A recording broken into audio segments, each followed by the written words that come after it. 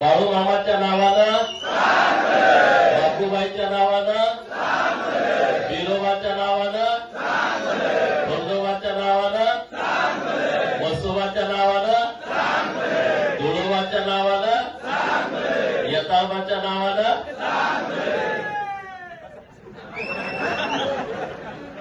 चांगलं भलं म्हणजे सगळ्यांचं चांगलं कर, सगळ्यांचं भलं कर. बहुजनाची भूमिका अशी असते.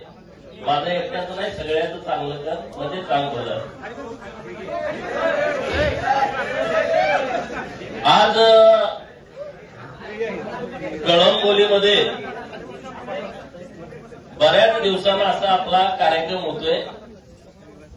या कार्यक्रमासाठी उपस्थित माननीय ब्रह्मासेठ, आपल्या आटपाडीचे प्रथम नागरिक माननीय युटी जाधव सर, माननीय तानाजी मामा, बंडू शेठ, माननीय जयवंतराव, आपल्या या विभागातून जे निवडणूक लढवणार आहेत ते माननीय मोनिकाताई, माननीय सरस्वती देवीताई, माननीय रवी शेठ, माननीय विजय शेठ, व्यासपीठावरती उपस्थित अक्षयराज माने, माननीय आपले नगरसेवक जाधव साहेब, अप्पा आहेत. आता बरीच मंडळी आहे, नाराज होऊ नका नाव नाही घेतलं तर, कारण बऱ्याच जणांना मी पर्सनली ओळखतोय, नावानिशी ओळखतोय.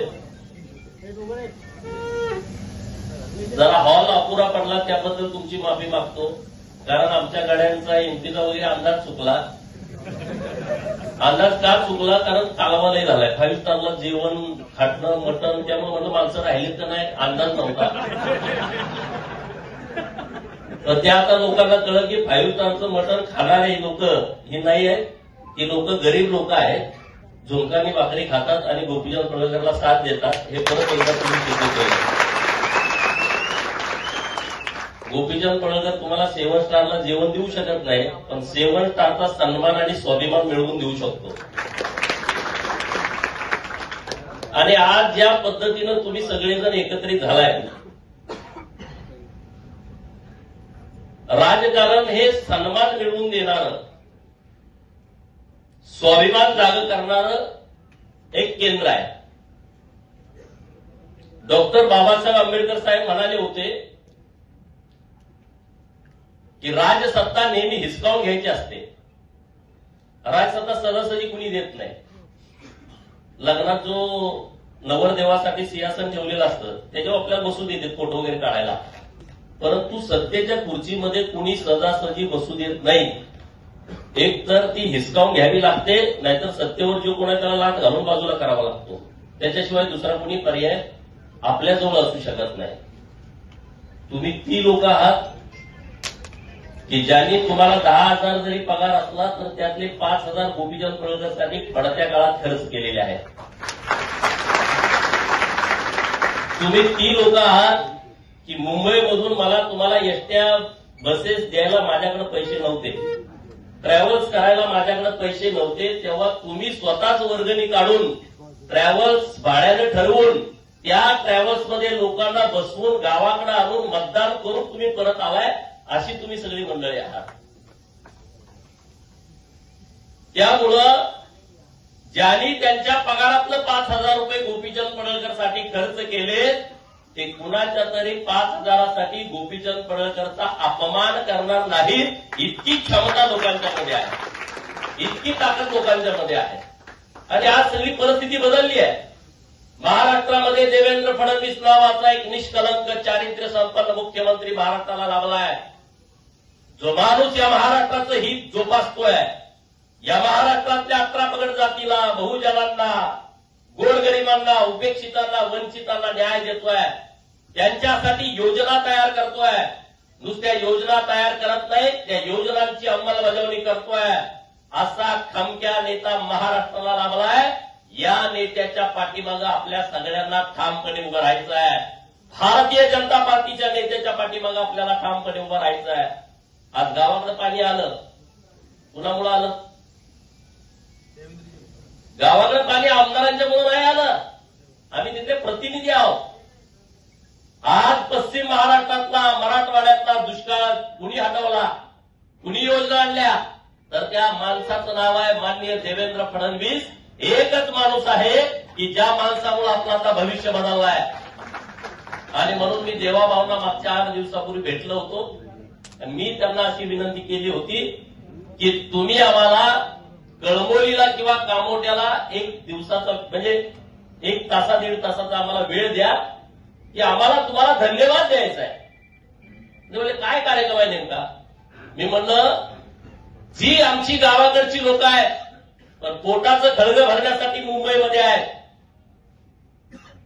परंतु गावाकडे तुम्ही पाणी दिलं, गावाकडे तुम्ही रस्ता दिला, गावाकडे तुम्ही चांगली शाळा दिली, गावाकडे चांगले दवाखाने दिले, गावातल्या सरपंचांना, गावातल्या पोलीस पाटलाला, कोतवालाला, रोजगार सेवकाला, आशा वर्करला, अंगणवाडी ताईला, शिक्षण सेवकाला, जो कॉन्ट्रॅक्ट बेसवरती ग्रामसेवक होता त्याला मानधन वाढवलं. म्हणजे गावासाठी तुम्ही केलंय.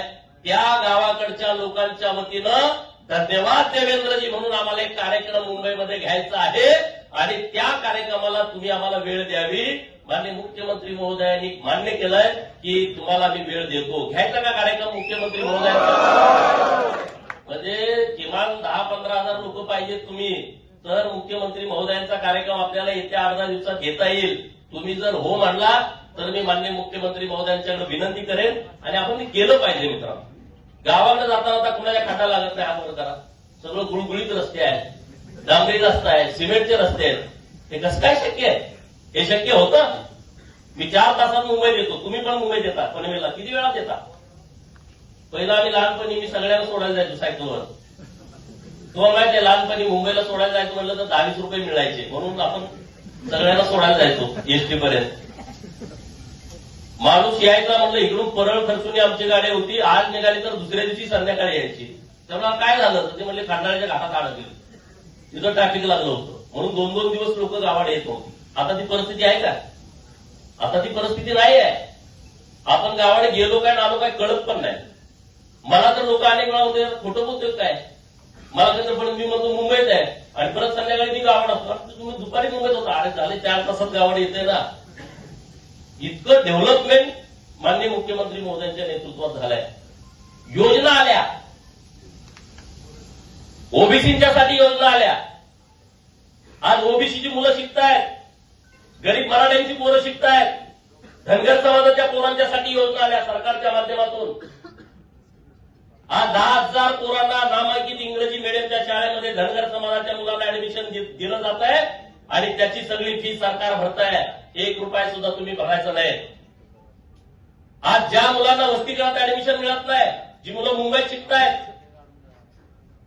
मुंबई, ठाणे, नवी मुंबई मेट्रो सिटी आहे, नागपूर, नाशिक, पुणे, पिंपरी चिंचवड, इथं जी धनगर समाजाची 12वीच्या नंतरची मुलं शिक्षण घेत आहेत, व्यावसायिक शिक्षण घेत आहेत, ज्यांना वसतिगृहात ऍडमिशन मिळत नाही, अशा मुलांना 61,000 रुपये आपण खात्यावरती देतोय. अशी एक चांगली योजना आपल्या सरकारनं आणलेली आहे धनगर समाजासाठी आणि तीच योजना ओबीसीच्या समाजाच्या मुलासाठी. आपल्या पोरांनी माहिती करून घेतलं पाहिजे. पोरं फॉर्म भरत नाहीत. एका जिल्ह्याला 600 मुलांना ही योजना लागू आहे.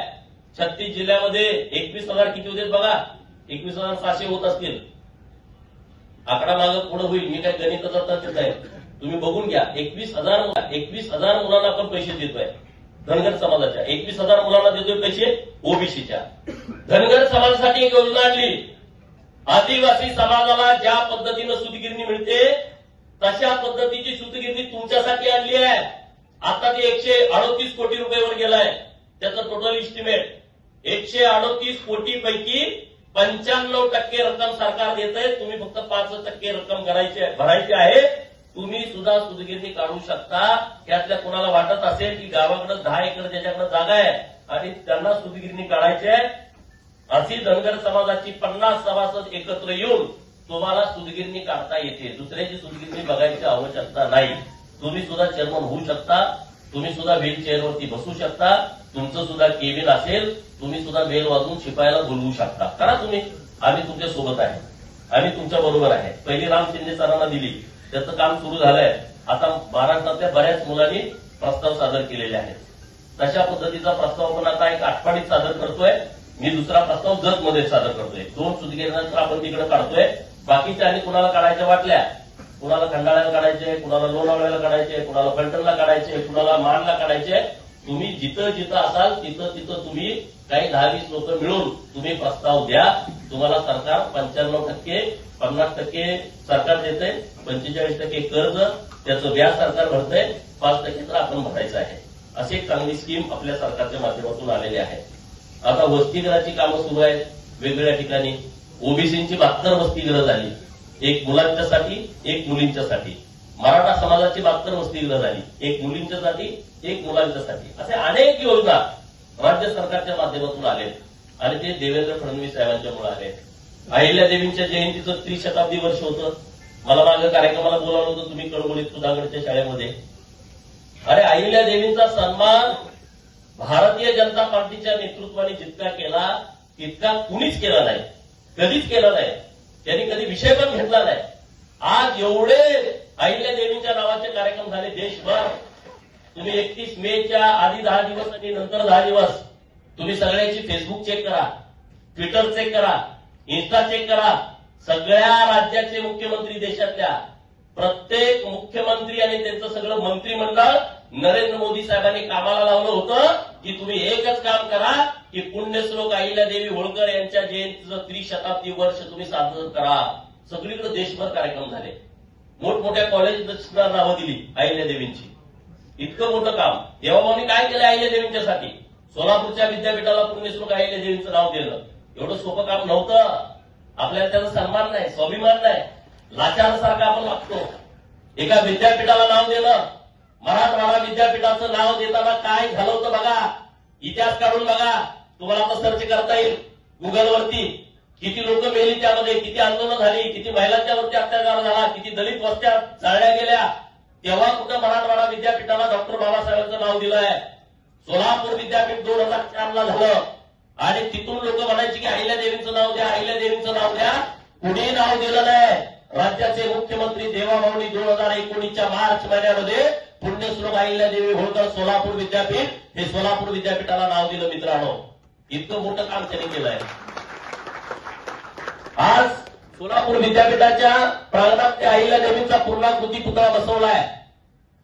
आता मी मुख्यमंत्री महोदयांच्याकडे वेळ मागतोय उद्घाटनाला, लोकार्पणाला. अहमदनगरचं नाव बदलून अहिल्यानगर करणं साधी गोष्ट आहे का सांगा? राज्याचा सगळ्यात मोठा जिल्हा आहे, सगळ्यात जास्त प्रस्थापित या जिल्ह्यामध्ये आहेत, सगळ्यात जास्त कारखाने त्या जिल्ह्यामध्ये आहेत. अशा जिल्ह्याचं नाव बदलून 1 वर्षाच्या आतमध्ये अहिल्यानगर हे सरकारनं आपल्या केलंय. त्यामध्ये देवेंद्र फडणवीस साहेबांचा सिंहाचा वाटा आहे. मित्रांनो, मानपूरला अहिल्या भवनचं काम सुरू आहे. 42 कोटी रुपये दिले सरकारनं. 22 वेगवेगळी खाती त्या कार्यालयातनं चालणार आहे. त्या पूर्ण इमारतीला, प्रशासकीय भवनला अहिल्या भवनचं नाव दिलं आणि 44 कोटी रुपये, मी चुकून 32 बोललो, 44 कोटी रुपयाचा निधी दिलाय. 44 कोटी रुपयाचा. अहिल्यानगरला नवीन एक मेडिकल कॉलेज मंजूर केलं सरकारनं अहिल्यानगर आता. आणि त्या मेडिकल कॉलेजला पुण्यश्लोक अहिल्यादेवी होळकर शासकीय वैद्यकीय महाविद्यालय अहिल्यानगर नाव घोषित करून टाकलं अगोदरच. 2000 कोटी रुपयाचं ते कॉलेज आता उभा राहत आहे. तिथंच एक आयटीआय कॉलेज केलंय, त्याला पण अहिल्यादेवींचं नाव दिलंय. बारामतीच्या मेडिकल कॉलेजला अहिल्यादेवींचं नाव देणं हा तर महाराष्ट्रातला क्रांतिकारी निर्णय आहे की शासकीय वैद्यकीय महाविद्यालयाला पुण्यश्लोक अहिल्यादेवी होळकरांचं नाव दिलं आणि एका तासाच्या आतमध्ये निर्णय केला आणि चौंडीतून आम्हाला बाहेर पडेपर्यंत हातामध्ये आपल्या ऑर्डर आली की बारामतीच्या शासकीय वैद्यकीय महाविद्यालयाला पुण्यश्लोक अहिल्यादेवी होळकर शासकीय वैद्यकीय महाविद्यालय नाव पण देऊन टाकलं. महाराष्ट्रामध्ये जेवढी मंदिरं आहेत मोठी, तीर्थक्षेत्र 400 मंदिरांना 5-5 कोटी रुपये. आणि तो कार्यक्रम पुण्यश्लोक अहिल्यादेवी होळकर यांच्या नावानं तीर्थक्षेत्र विकास आराखडा सरकारनं गेल्या वर्षी मंजूर केला आणि महाराष्ट्रातल्या 400 मंदिरांना 5-5 कोटी रुपये दिले, जे 2000 कोटी रुपये एका वेळेस सरकारनं दिले. एका वेळेस हे इतकं मोठं काम सरकारनं केलंय. हे आपल्याला माहित असलं पाहिजे. लोकार्पण तयार केला होता अहिल्यादेवींचा त्रिशताब्दीचा. सगळ्या सरकारी लेटर हेडवरती माननीय मुख्यमंत्री महोदयांचं पत्र बघा, अहिल्यादेवींचा फोटो आहे. सगळ्या मंत्र्यांचं पत्र बघा, अहिल्यादेवीचा फोटो आहे. मंत्रालयाच्या मुख्य सचिवापासून सगळ्या सचिवापर्यंत, उपसचिवापासून सगळ्या कक्ष प्रमुखापर्यंत सगळ्याच्या लेटर हेडवरती बघा अहिल्यादेवीचा फोटो आहे.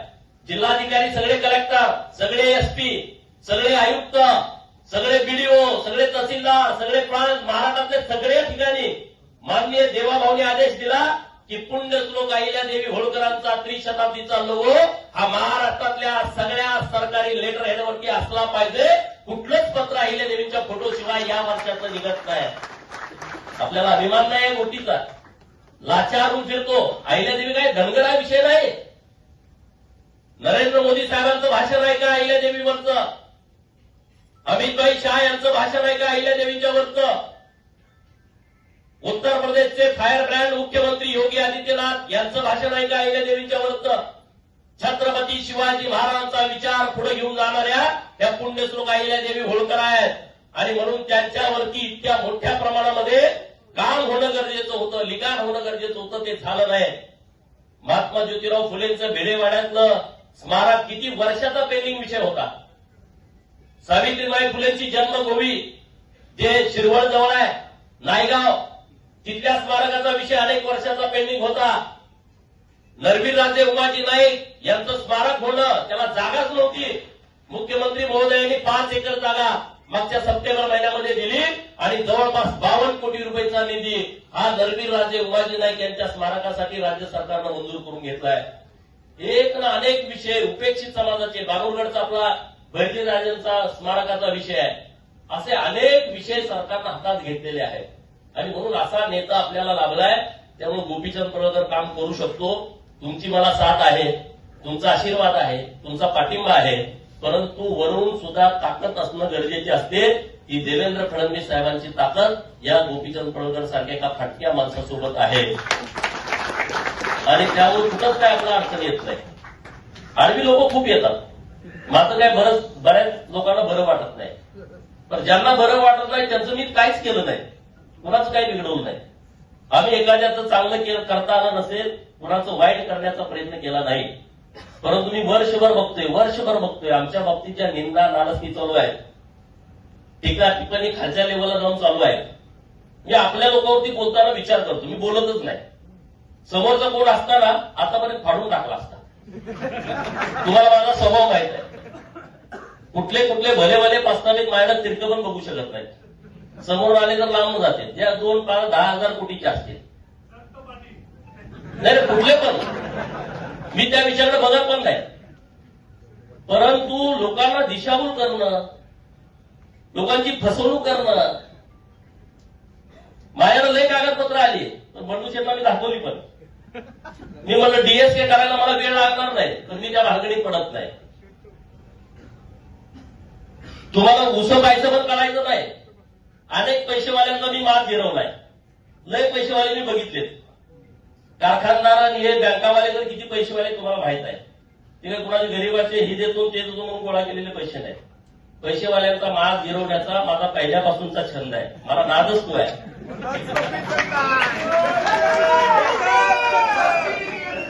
आणि जेवढा मस्तवाल माणूस पूर्ण आला का मला इंटरेस्ट येतो काम करायला, मजा येते. मोठ्या माणसाला भेटण्यामध्ये आपल्याला ताकद येते. जेव्हा आपली लोक येतात कारण नसताना, तेव्हा वाईट वाटतं. ज्यांना भिडायचं त्यांना भिडू लागलं. उपेक्षित लोकांची बाजू मी सभागृहात घेतो. लोक मला तुला कसं काय माहित, हे समाज तुला कसं काय माहित. अरे हा बहुजनांचं महाराष्ट्र आहे.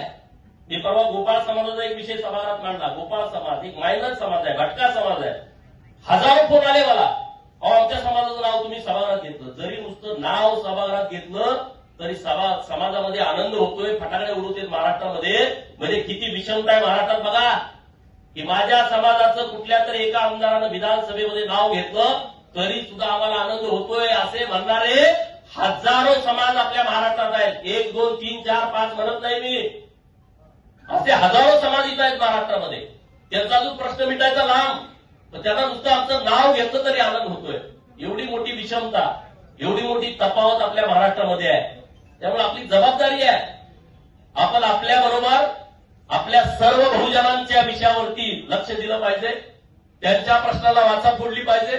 मी आज तुमच्याशी बोलत असताना अशी करोडो लोक महाराष्ट्रात आहेत की ज्यांना स्वतःचं घर नाही, जे पालामध्ये राहतायत, जे भटकंती करतायत, जसा आपला समाज भटकंती करतोय असे शेकडो समाज भटकंती करतायत. त्यांचं रेशन कार्डला नाव नाही, त्यांचं मतदार यादीत नाव नाही, त्यांच्या आधार कार्ड नाही, त्यांची पोरं शाळेत जात नाही, त्यांच्या जन्माचा दाखला नाही, जन्माचा दाखला नाही म्हणून जातीचा दाखला मिळत नाही, जातीचा दाखला मिळत नाही म्हणून शाळा शिकले तरी नोकरी मिळत नाही, असे असंख्य प्रश्न लोकांचे आहेत. या सगळ्या लोकांच्या प्रश्नाची सोडवणूक करण्यासाठी तुम्ही जे मला पाठबळ दिलंय आणि तुम्हाला सुद्धा अभिमान वाटेल असं आम्ही काम करतोय. तुम्हाला कधी अपमान वाटणार नाही आयुष्यात पुढं. आणि आम्ही गोपीचंद पडळकर बरोबर गेलो, आम्ही भाजपा बरोबर गेलो आणि आम्हाला अपमान होतोय याची काळजी मी आयुष्यभर घेईन की कधी तुम्हाला अपमानित व्हावं लागणार नाही, कुठंच तुम्हाला त्याचा पश्चाताप होणार नाही. आणि हे सगळे तुम्ही मुंबईमधली लोक आहे, अत्यंत कष्ट करताय तुम्ही. सगळीच लोक श्रीमंत नाहीत मुंबईत राहणारी. कधी काम आहे कधी काम नाही. म्हातारीमधले पुढारी तर एवढे माजलेत, आपल्या लोकांचा नुसता सुरा फिरवायचं काम करते, त्याला कधी काही वाटत नाही. अरे गाढवासारखं रात्रंदिवस माझा बाप मुंबईमध्ये राबतोय, त्याचं कमिशन तुम्ही खाता, त्याच्या घामाचे पैसे तुम्ही खाता आणि तुमच्यामध्ये एकही नाही. तुम्ही घाबरताय. आपल्याला दोघं तिकडे कोणतरी त्यांना जॉईन असतात. अरे तुम्ही कष्ट करताय, 15-15, 20-20 हजार रुपये मुंबईत काय होणार आहे सांगा ना. एकदा चहा प्यायला गेलो तर 100-200 रुपये जात आहेत. भाड्यानं खोली घेतली तर 7-8 हजार रुपये जात आहेत. खानावळीमध्ये जर तुम्ही जेवण करत असला तर त्याला 4-5 हजार रुपये लागतायत. आणि मग करायचं कसं? हे जे सगळे विषय आहेत त्या विषयावरती कधीतरी तुम्हाला हात घालावा लागेल. गुलामासारखं जगून चालणार नाही. कधीतरी तुम्हाला सुद्धा उठाव करावा लागेल, कधीतरी तुम्हाला सुद्धा क्रांती करावी लागेल. आणि ज्या दिवशी तुम्हाला वाटेल माथाडी कामगारांना की क्रांती करण्याची आवश्यकता आहे, त्या दिवशी गोपीचंद पडळकर आणि सदाभाऊ खोत तुमच्या सोबत खांद्याला खांदा लावून उभा असेल.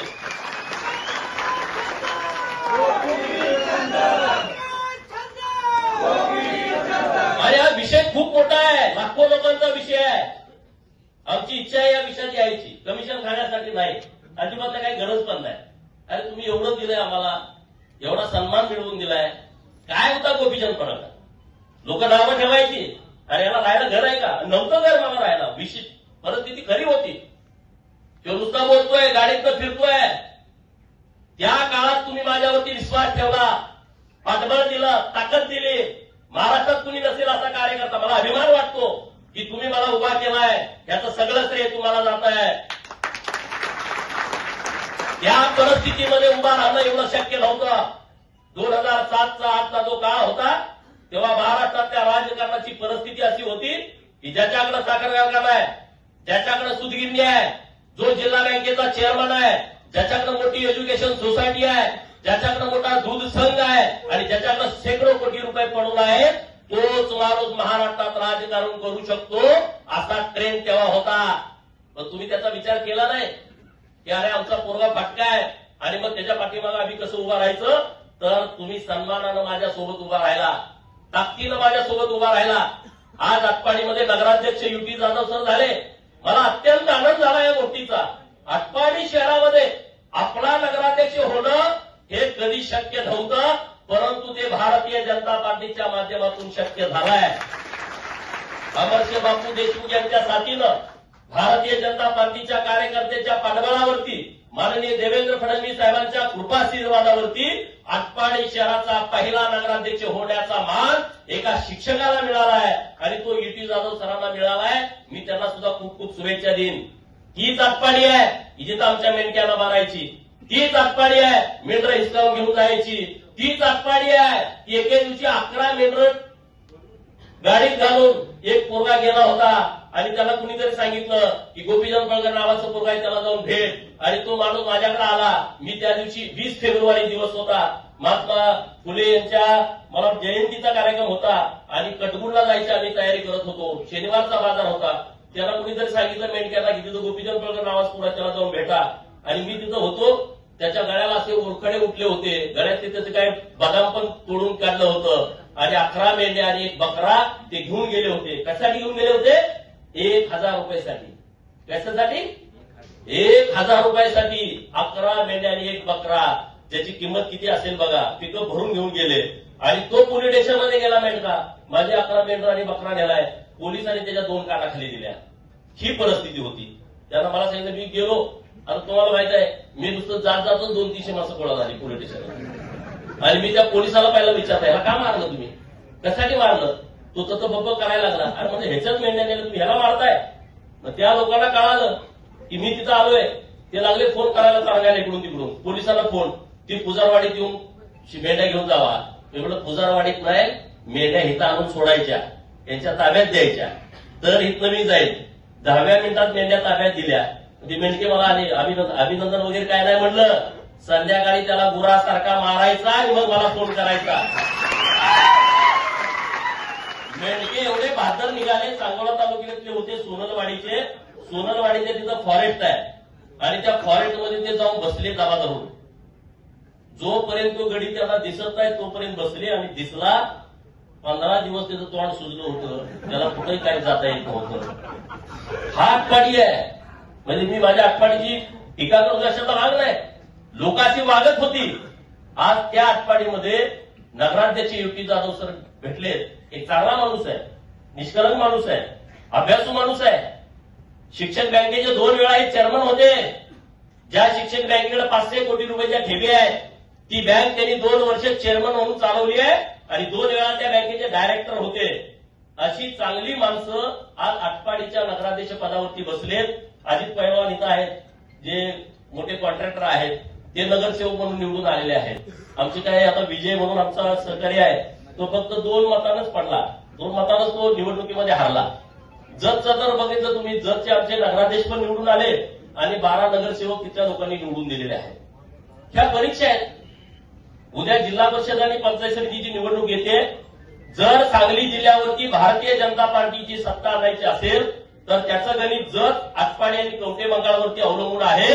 आणि म्हणून तुम्हाला सगळ्यांना माझी विनंती आहे, ठीक आहे, नुसती एका गटाची बैठक नाही, तुम्हाला निरोप द्यायचा आहे की जर जिल्ह्यावरती भाजपाचा झेंडा फडकवायचा असेल तर आटपाडीतल्या 4 जिल्हा परिषद, कवठे मंकाळमधल्या 4 आणि जतच्या 9च्या 9 जिल्हा परिषद निवडून आल्या तर भाजपचा झेंडा हा सांगली जिल्हा परिषदवरती फडकू शकतो. आणि ती आणण्याची क्षमता तुमची आहे, ती आणण्याची ताकद तुमची आहे.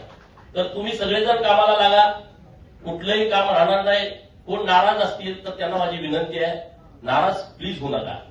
आता बंडू शेठपेक्षा जर तुम्ही नाराज नसाल असा माझा ठाम विश्वास आहे. बंडू शेठपेक्षा कोण टोकाचा विरोधक आहे तर सांगा, हात वर करा. तानाजी बाबा त्यांनी सगळ्यांना समजावून सांगितलं, सगळे परत आलेले आहेत. तर आमचं कधीच काही नव्हतं. बंडू शेठला विचारा, आमचं आणि त्यांचं कधीच काही नव्हतं. त्यांना काय वाटलं, काय गेले, मी त्यांना त्या दिवशी विचारलं नेमकं काय की ब्रह्माशेठवर बिल सगळे फाडायचे. ब्रह्माशेठ असं करतोय, ब्रह्माशेठ कसं करतोय. मग मी त्यांना म्हटलं ब्रह्माशेठ काय बोलले, अहो जाऊ दे म्हणजे तो विषयच नाही. हा ब्रह्माशेठ तुम्हाला फटकाळ बोलत असेल तर ते मनात घेऊ नका, मलाही बोलतो. तो काय विषय तुम्ही मनावर घेऊ नका. काय काय म्हणजे ब्रह्माशेठ असं बोलत तसं ते बोलतोय, जाऊ दे त्याचा विषय सोडून द्या. असं कुणाला काय बोलला असेल तुमच्या इथल्या कुणाला बऱ्यापैकी, तुम्हाला सगळ्यांना माझी विनंती आहे की तो विषय डोक्यातून काढून टाका. तर तो तेवढ्या पुरताच विषय असतो, त्याच्याकडून देणार नाही बोललोय काय बोलतो. त्याचा स्वभाव आहे, एखाद्याचा स्वभाव बदलू शकत नाही. परंतु तो वेळ देतोय, अगोदर वेळ देत नव्हता. माणूस कसं असतं, माणसाला काहीतरी स्वार्थ असल्याशिवाय वेळ देत नाही. जेव्हा मी पूर्ण वेळ राजकारण करत होतो त्याला म्हणून लग्नाला जा, तुझं राजकारण तुझं तू कर, मी जात नसतो लग्नाला. आणि मातीला जा, हे मी जात नसतो. पण तू जिल्हा परिषदला उभा राहा, मग मी जातो. आता मला सांगायचं लागत नाही लग्नाला, नको नाही जायला लागते. त्यामुळे उद्या तुम्हाला सुद्धा कोणाला संधी मिळेल, काही चिंता करू नका. आटपाडीमध्ये खूप चांगली बांधणी झाली, खूप चांगली बांधणी झाली. जे विरोधामध्ये लोक आहेत त्यांना माझी विनंती आहे की माझी जिरवायची म्हणून तुम्ही या भानगडीत कृपया पडू नका. माझा जिरवणारा जन्माला यायचा आहे. तुम्ही यात तुमचा वेळ वाया घालू नका.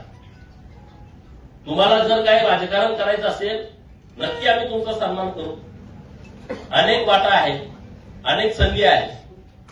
गावागावात सुद्धा आपल्या लोकांच्याकडे गटतट आहे. याही लोकांना माझी विनंती आहे, विकासाच्या दृष्टिकोनातून मी फक्त 4 वर्षाचा विधान परिषदेचा आमदार आहे. किती मला संधी मिळाली? फक्त 4 वर्ष. 14 मे 2020 कोविडचा काळ होता. मुंबईला कोणाला यायला परवानगी नव्हती. कलेक्टर साहेबांची परवानगी घेतल्याशिवाय मुंबईला येता येत नव्हतं, असा तो काळ होता. आणि ज्या दिवशी मी अर्ज भरायला झऱ्यातनं मुंबईला निघालो तेव्हा तानाजी बाबा मी वाटाला कुणी अडवलं नाही. 400 किलोमीटरमध्ये कुणी नाही. अशा काळामध्ये 20ला मला विधान परिषद दिली देवाभाऊनी, माझी शिफारस करायला कुणी नाही. बघा नेतृत्व कसं संधी देत आहे. 1 महिना अगोदर मला फोन आला होता. चंद्रकांत दादा प्रदेशाचे अध्यक्ष होते. गोपीजान कुठं आहेस? मी तेव्हा कोल्हापुरात होतो. गावाला जा आणि कागदपत्र तयार ठेव. मी म्हटलं काय करायचं आहे? तर तुला राज्यसभेचा खासदार करायचा आहे.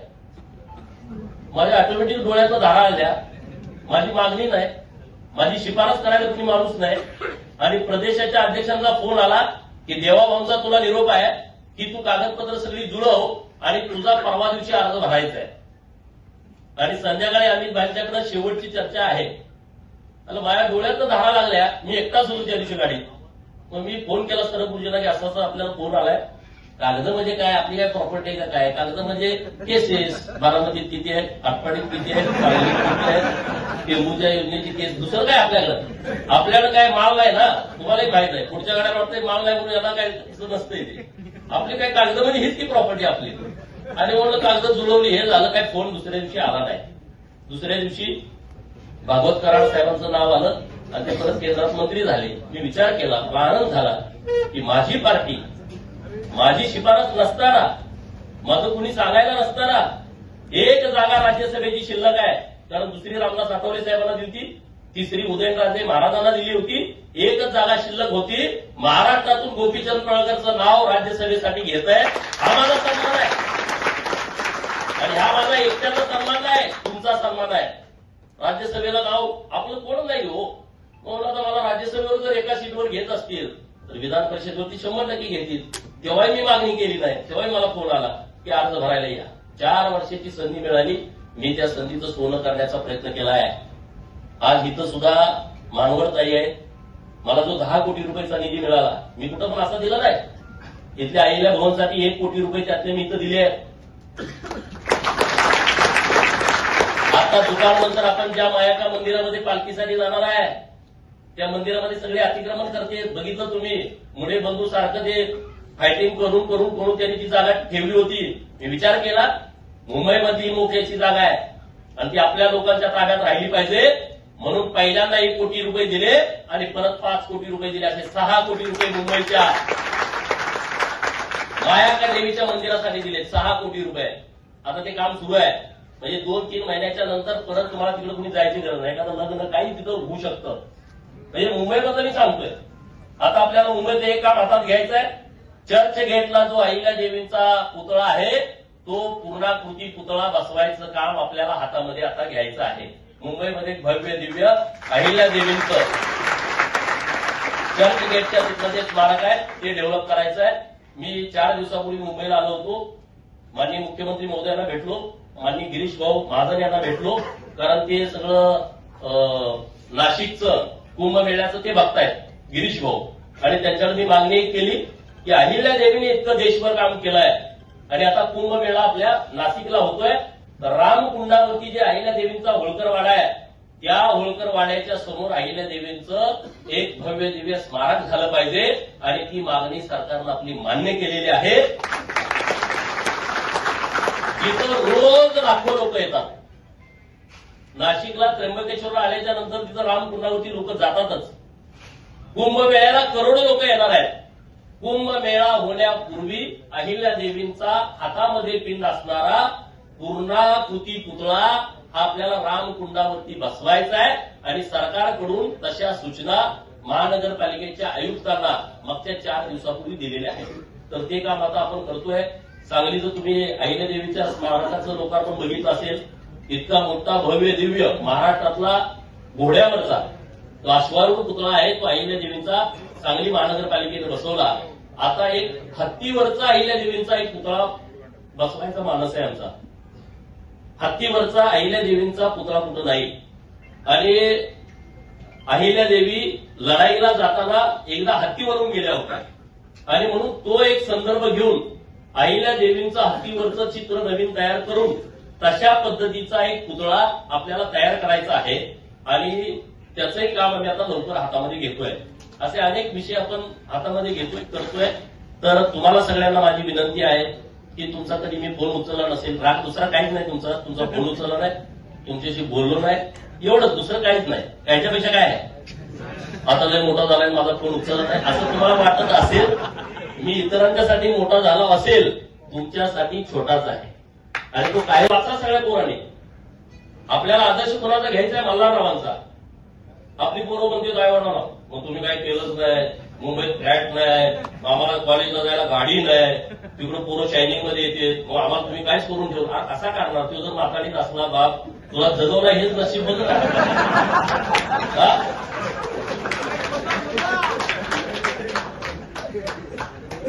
मल्हाररावांचा आदर्श कशासाठी? एका मेडिकलचा पोरगा, कुठला वारसा नाही, त्याला कुठलं प्रशिक्षण नाही, मेंढराचं प्रशिक्षण नाही, लढायचं असतं का? नाही. परंतु एक सामान्य पोरगा, मेंढपाळाचा पोरगा स्वतः मामाकडून प्रशिक्षण घेतो. नंदुरबारला मामा, ते कसं लग्न ठरवलं त्या काळात कुणास ठाऊक. आता नंदुरबारला जाणं आपल्याला होत नाही, त्या काळात कशी लोक जात असतील. तेव्हा काय फेसबुक नव्हतं, व्हॉट्सअप नव्हतं. फेसबुकवरती पूर्वी लग्न ठरलं असं काय नाही ना त्या काळामध्ये. म्हणजे बघा ना, फलटण कुठं आणि नंदुरबार कुठं. त्यांचे मामा नंदुरबारला होते, तळोजा. मामाकडून ते शिकले महत्वाकांक्षा कशी असावी. त्यांना पंतप्रधान व्हायचं होतं मल्हाररावांना, म्हणजे पेशव्यांच्या जागी मीच होणार असं त्यांच्या मनामध्ये होतं. परत त्यांच्या लक्षात आलं की हे जरा होणं शक्य नाही. प्रचंड धुरंधर होते, मग ते सुभेदार झाले आणि हा सगळा प्रांत त्यांच्या ताब्यात होता, सुभेदार मल्हाररावांचा. म्हणजे इथून अटक कटक पर्यंत जायचे, म्हणजे अफगाणिस्तानच्या बॉर्डर पर्यंत. 2-2, 4-4 महिने नुसती घोडी सोनं हे चालायला असायचे, एवढं नुसता दरारा होता. एकदा ते जयपूरला जाणार होते, तिथल्या राजाने आत्महत्या करून घेतली. मल्हारराव येणार आहे म्हटलं. इतका धसका होता, असा धसका तुमचा पाहिजे. नुसतं येणार आहे म्हटलं तर गादीवर कुणाला बसवायचं ते ठरवायचे सगळे. उत्तर भारतामध्ये कुणाला गादी बसवायचंय, कुणाला काढायचंय, कुणाला काय करायचंय, असं इतका त्यांचा दरार होता. आणि मग आपण म्हणतोय याचं काय होईल, त्याचं कसं होईल. मग आपण कसं काय मल्हाररावांचे मावळे असू शकत नाही ना. तर मल्हाररावांनी छत्रपती शिवाजी महाराजांचा विचार पुढे गेला. शिवाजी महाराजांचं निधन झालं 1680ला, 1689ला संभाजी महाराजांचं झालं आणि 1693ला मल्हाररावांचा जन्म आहे. म्हणजे संभाजी महाराजांच्या जाण्यानंतर 4 वर्षानंतर मल्हाररावांचा जन्म आहे आणि 1725ला अहिल्यादेवीचा जन्म आहे. तो सगळा जरा काळ अभ्यासून आपण सगळ्यांनी पुढे जाण्याची आवश्यकता आहे. आपल्या प्रत्येकाच्या घरामध्ये मल्हाररावांचा फोटो असला पाहिजे, यशवंतराव होळकरांचा फोटो असला पाहिजे, छत्रपती शिवाजी महाराजांचा, बाबासाहेबांचा, अहिल्यादेवीचा फोटो, महात्मा ज्योतिबा फुलेंचा फोटो असला पाहिजे. सगळ्या महापुरुषांचे. माझ्या ऑफिसला आल्यावर तुम्ही बघितलं ना, कोण सगळ्यांचे हे आपले आदर्श आहेत. आणि त्यांच्या पावलावरती पाऊल टाकून आपण पुढे जाण्याचा जरी 1% प्रयत्न केला, आपल्या आयुष्यामध्ये काही कमी पडणार नाही, काही अडचण नाही. एवढंच या निमित्तानं बोलतो. तुम्ही इतक्या मोठ्या संख्येनं या बैठकीला आला त्याबद्दल मी तुमचं मनापासून आभार व्यक्त करतो. तुमचं मनात काही घेऊ नका, इकडं तिकडं करू नका. काय बरीच गडबड असते, मला माहित आहे तुम्ही काय करता. मी जरी फेसबुक वापरत नसलो, मी जरी व्हॉट्सअप वापरत नसलो, तर मला पोरं फोन करून ह्याला असं केलंय, सगळे रिपोर्ट येत आहेत. तर तुम्हाला माझी हात जोडून विनंती आहे, ही ती वेळ नाही आहे. माझी गंमत करण्यात तुमची गंमत होईल. माझी गंमत केली म्हणजे तुमची झाली ना. माझा अपमान म्हणजे तुमचा अपमान असं तुम्हाला वाटतंय का? मीच म्हणतोय हा. हे बघा, आपण ही लढाई आहे ती सन्मानाची आणि स्वाभिमानाची लढाई आहे. मी कंपनी काढतो, मी काय तुम्हाला असं सांगणार नाही. मी तुम्हाला असे काही स्वप्न दाखवू शकत नाही. मी तुम्हाला एवढंच सांगू शकतोय, जिथं कुठं तुम्ही जाल तिथं तुम्ही सन्मानात जाऊ शकाल, तुम्ही स्वाभिमानानं जगू शकाल. तुम्हाला कुठेही कसलीही अडचण येणार नाही. मंत्रालयाच्या कुठल्याही मजल्यावरती गेला आणि गोपीचंद पडळकरचा कार्य करताय, तुमची फाईल कुणी अडवणार नाही, एवढं काम मी करू शकतो. त्याचा अनुभव घ्या तुम्ही. मी काय मोठं होतंय असं नाही, हे भाजपामुळे होतंय, माझ्या नेत्यामुळे होतंय. पण हे खरं आहे प्रत्येक गोष्टीमध्ये. आणि मला आता जगच्या लोकांनी आमदार केलंय, तर माझी जबाबदारी आहे की जत नंबर 1 वरती आणलं. कारण आता मला राजकारण सोडावं लागलं. मी जर 2024च्या निवडणुकीमध्ये हारलो असतो, मी ठरवलं होतं दुसऱ्या दिवशी विधान परिषदेचा राजीनामा द्यायचा आणि आपलं दुकान बंद करायचं, परत आपण या भानगडीत पडायचं नाही. कारण सारखं सारखं ते करणं काही योग्य नाही. परंतु जरच्या लोकांनी मला एवढा सन्मान दिला, आज मी महाराष्ट्रामध्ये अगोदर फिरतच होतो, विधान परिषदेचा आमदार म्हणून फिरत होतो. लोकांनी मागच्या दारात आलाय, त्याला नुसता शिव्या द्यायला ठेवलाय, अमुक म्हणजे बघितलं टीका तुम्हाला करत होते. आपण मुद्दे मांडत ते बाजूला ठेवायचे, पण नुसता आपला तसा विषय नाही. आपण मुद्द्यावरती बोलत होतो. आता पवारांच्यावर तुम्ही बोलायला सोडून दिलं, कारण त्याचा संपला विषय. तो आपल्यासाठी फार महत्वाचा विषय राहिला. खानापूर साहेब रागाने मला तुम्ही हे अजितदादाचे राष्ट्रवादीचे आहे.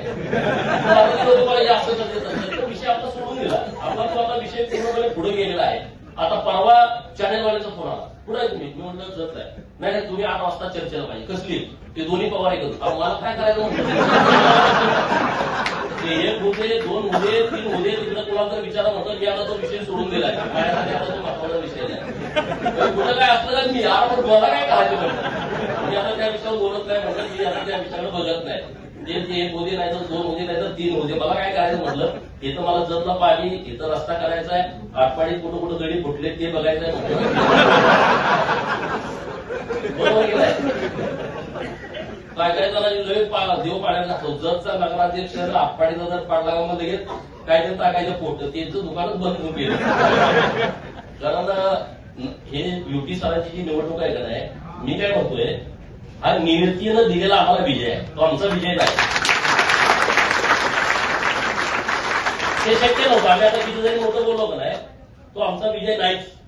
नियतीला वाटलं आटपाडीमध्ये युटीचा नगराध्यक्ष करायचा आहे, आणि म्हणून प्रत्येक पाऊल असं पडत गेलं की ते 1167 पर्यंत गेलं. ते थांबलंच नाही. ते आमच्या हातात नाही. ते आम्ही आता किती जरी गप्पा मारल्या ना, तिथली राजकीय परिस्थिती पूर्णपणे वेगळी आहे. परंतु नियतीच्या मनामध्ये होतं की आटपाडीमध्ये बहुजनाचं पोरग त्या खुर्चीमध्ये पहिला मान द्यायचा आणि आमची किंमत वाढवायची, असं नीतीला वाटलं. त्यामुळे हे आमचं गणित बसलंय. बडी एवढे मागलेले पैसेवाले एवढे होते, रडायला आले. ते काय त्यांच्या आता नाही, म्हणजे पर्याय नाही राहिला. आम्ही असं येणार, आम्ही कसं येणार, आम्ही फलात येणार, आम्ही विकास करतोय. अरे मग आम्ही काही खड्डे काढले काय?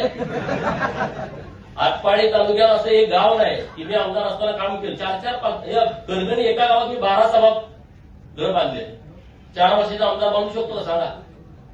एका गावामध्ये कुठलं काम नाही. महाराष्ट्रात मी एवढा निधी दिलाय ना, अहिल्या देवींच्या स्मारकासाठी तर मी इतक्या ठिकाणी निधी दिलाय. नाशिकला प्रॉपर दिलाय, त्र्यंबकेश्वरला दिलाय, इकडं धाराशिवला दिलाय. आपण लोणंदला जातोय, त्या अहिल्या देवीच्या स्मारकासाठी 25 लाख रुपयाचा निधी दिलाय. विदर्भातल्या 3 ठिकाणी दिलाय निधी, अंबडला दिलाय. अनेक विषय मी सांगू शकतो. म्हणजे जिथं जिथं कुठं काम करता आलं तिथं तिथं वेगवेगळ्या पद्धतीनं काम करण्याचा प्रयत्न मी तुमचा प्रतिनिधी म्हणून केलाय. त्यामुळे आता मुंबई हे आता कळवलं ना काय वापलं, कुणीकडे आला गडी कामोठान कळवले आल्याशिवाय पुढे एंट्री नाही.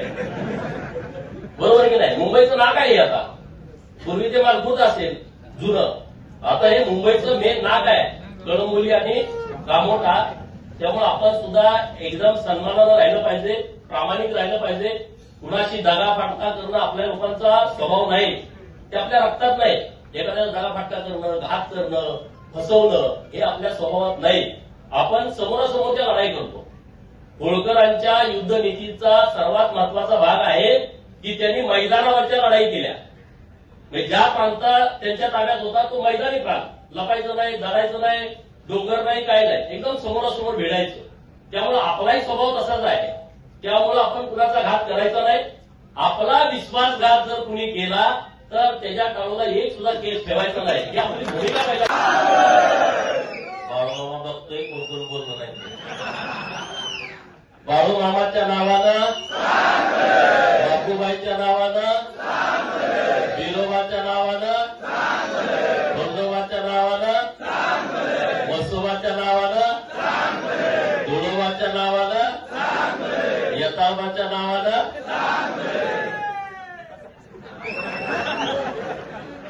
चांगलं भलं म्हणजे सगळ्यांचं चांगलं कर, सगळ्यांचं भलं कर. बहुजनाची भूमिका अशी असते. माझं एकट्याचं नाही, सगळ्याचं चांगलं कर म्हणजे चांगलं झालं. आज कळंबोलीमध्ये बऱ्याच दिवसांना असा आपला कार्यक्रम होतोय.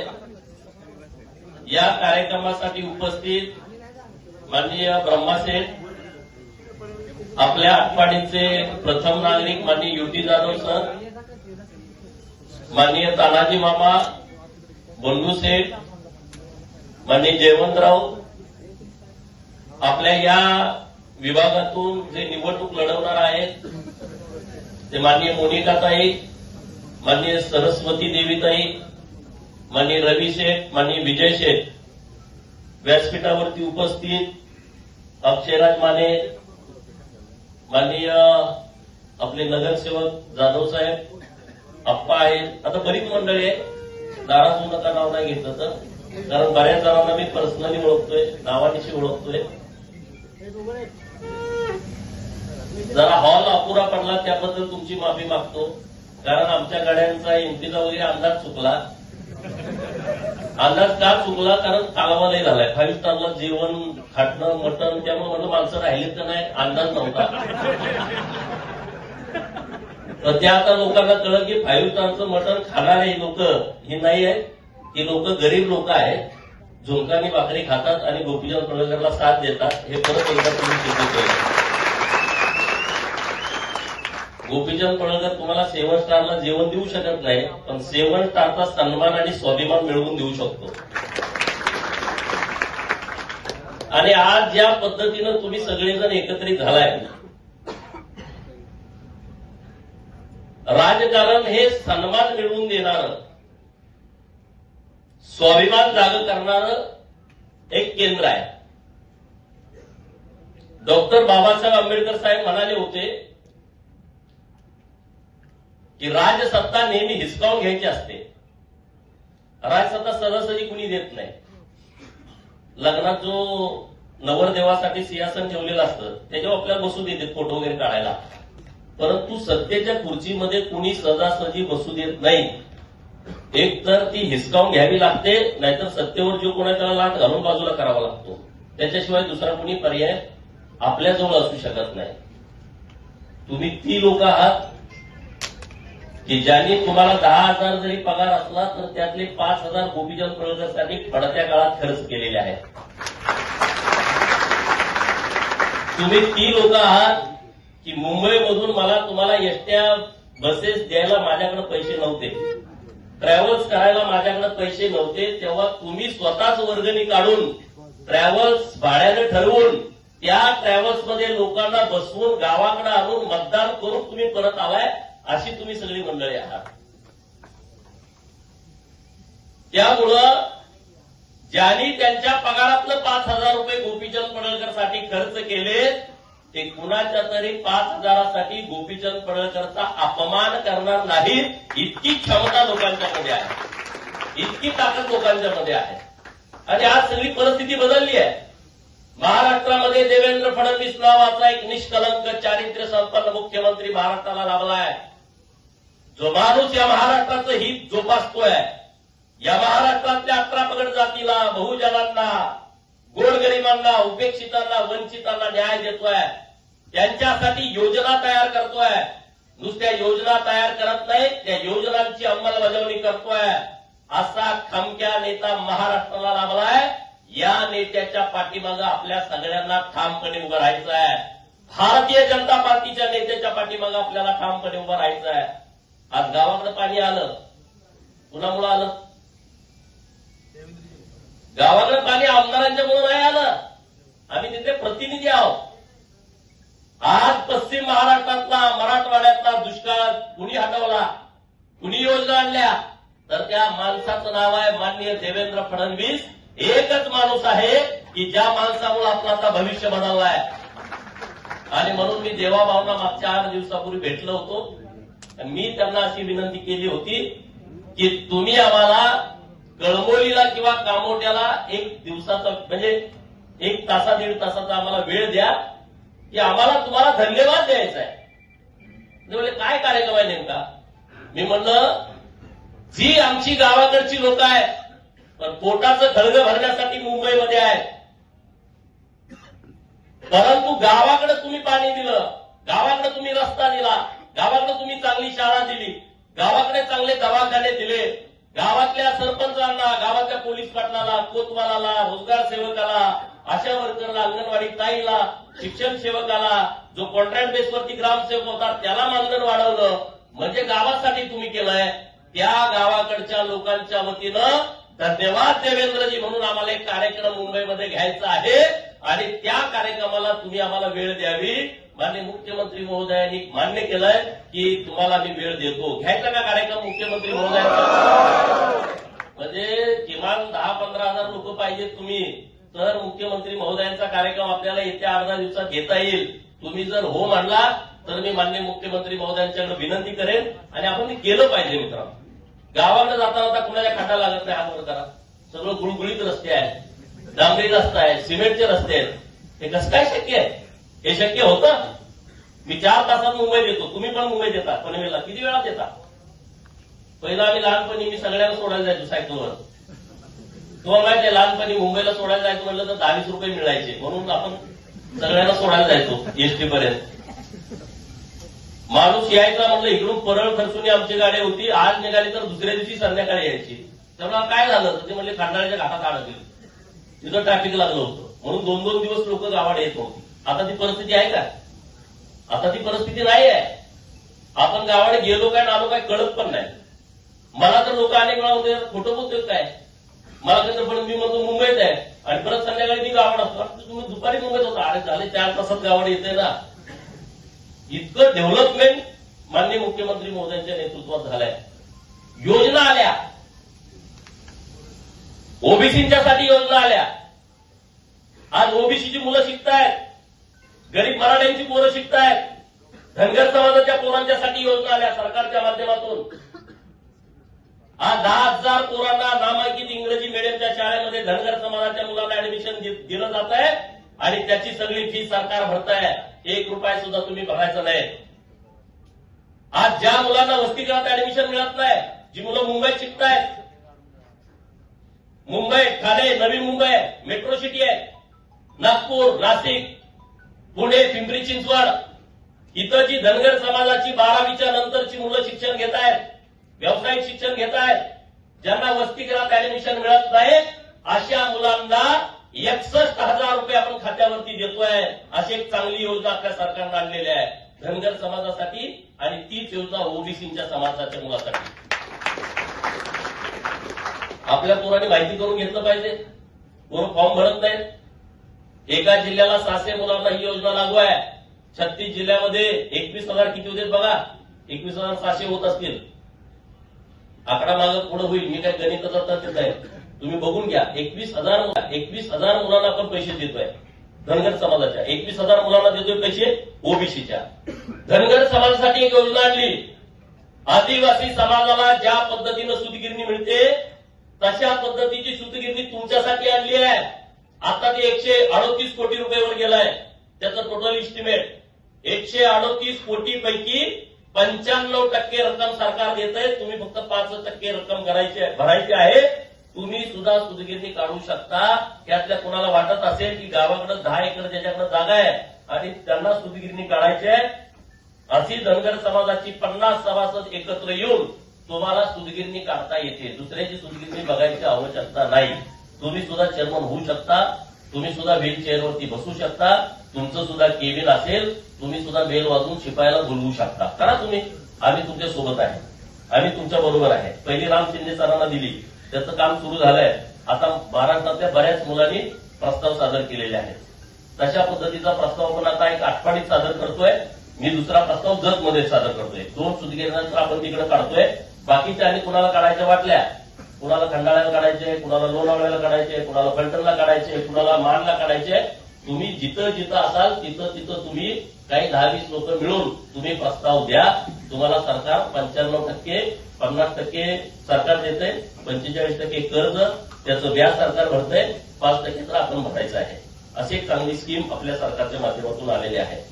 आता वसतिगृहाची कामं सुरू आहेत वेगवेगळ्या ठिकाणी. ओबीसींची 72 वसतिगृह झाली. एक मुलांच्यासाठी, एक मुलींच्यासाठी. मराठा समाजाची मात्र वसतिगृह झाली, एक मुलींच्यासाठी, एक मुलांच्यासाठी. असे अनेक योजना राज्य सरकारच्या माध्यमातून आलेत आणि ते देवेंद्र फडणवीस साहेबांच्यामुळे आले. अहिल्यादेवींच्या जयंतीचं त्रिशताब्दी वर्ष होतं. मला मागे कार्यक्रमाला बोलावलं होतं तुम्ही कडबडीत सुधागडच्या शाळेमध्ये. अरे अहिल्यादेवींचा सन्मान भारतीय जनता पार्टीच्या नेतृत्वाने जितका केला तितका कुणीच केला नाही, कधीच केला नाही. त्यांनी कधी विषय पण घेतला नाही. आज एवढे अहिल्यादेवींच्या नावाचे कार्यक्रम झाले देशभर. तुम्ही 31 मेच्या आधी 10 दिवस आणि नंतर 10 दिवस तुम्ही सगळ्याची फेसबुक चेक करा, ट्विटर चेक करा, इन्स्टा चेक करा. सगळ्या राज्याचे मुख्यमंत्री, देशातल्या प्रत्येक मुख्यमंत्री आणि त्यांचं सगळं मंत्रिमंडळ नरेंद्र मोदी साहेबांनी कामाला लावलं होतं की तुम्ही एकच काम करा की पुण्यश्लोक अहिल्यादेवी होळकर यांच्या जयंतीचं त्रिशताब्दी वर्ष तुम्ही साजरं करा.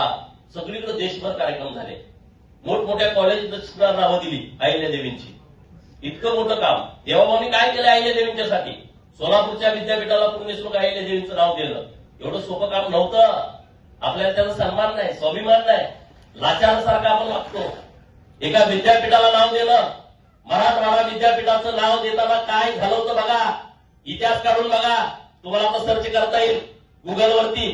किती लोक मेली त्यामध्ये, किती आंदोलन झाली, किती महिलांच्यावरती अत्याचार झाला, किती दलित वस्त्या जाळल्या गेल्या. तेव्हा कुठं मराठवाडा विद्यापीठाला डॉक्टर बाबासाहेबांचं नाव दिलंय. सोलापूर विद्यापीठ 2004ला झालं आणि तिथून लोक म्हणायची की अहिल्यादेवींचं नाव द्या, अहिल्यादेवींचं नाव द्या. कुणी नाव दिलं नाही.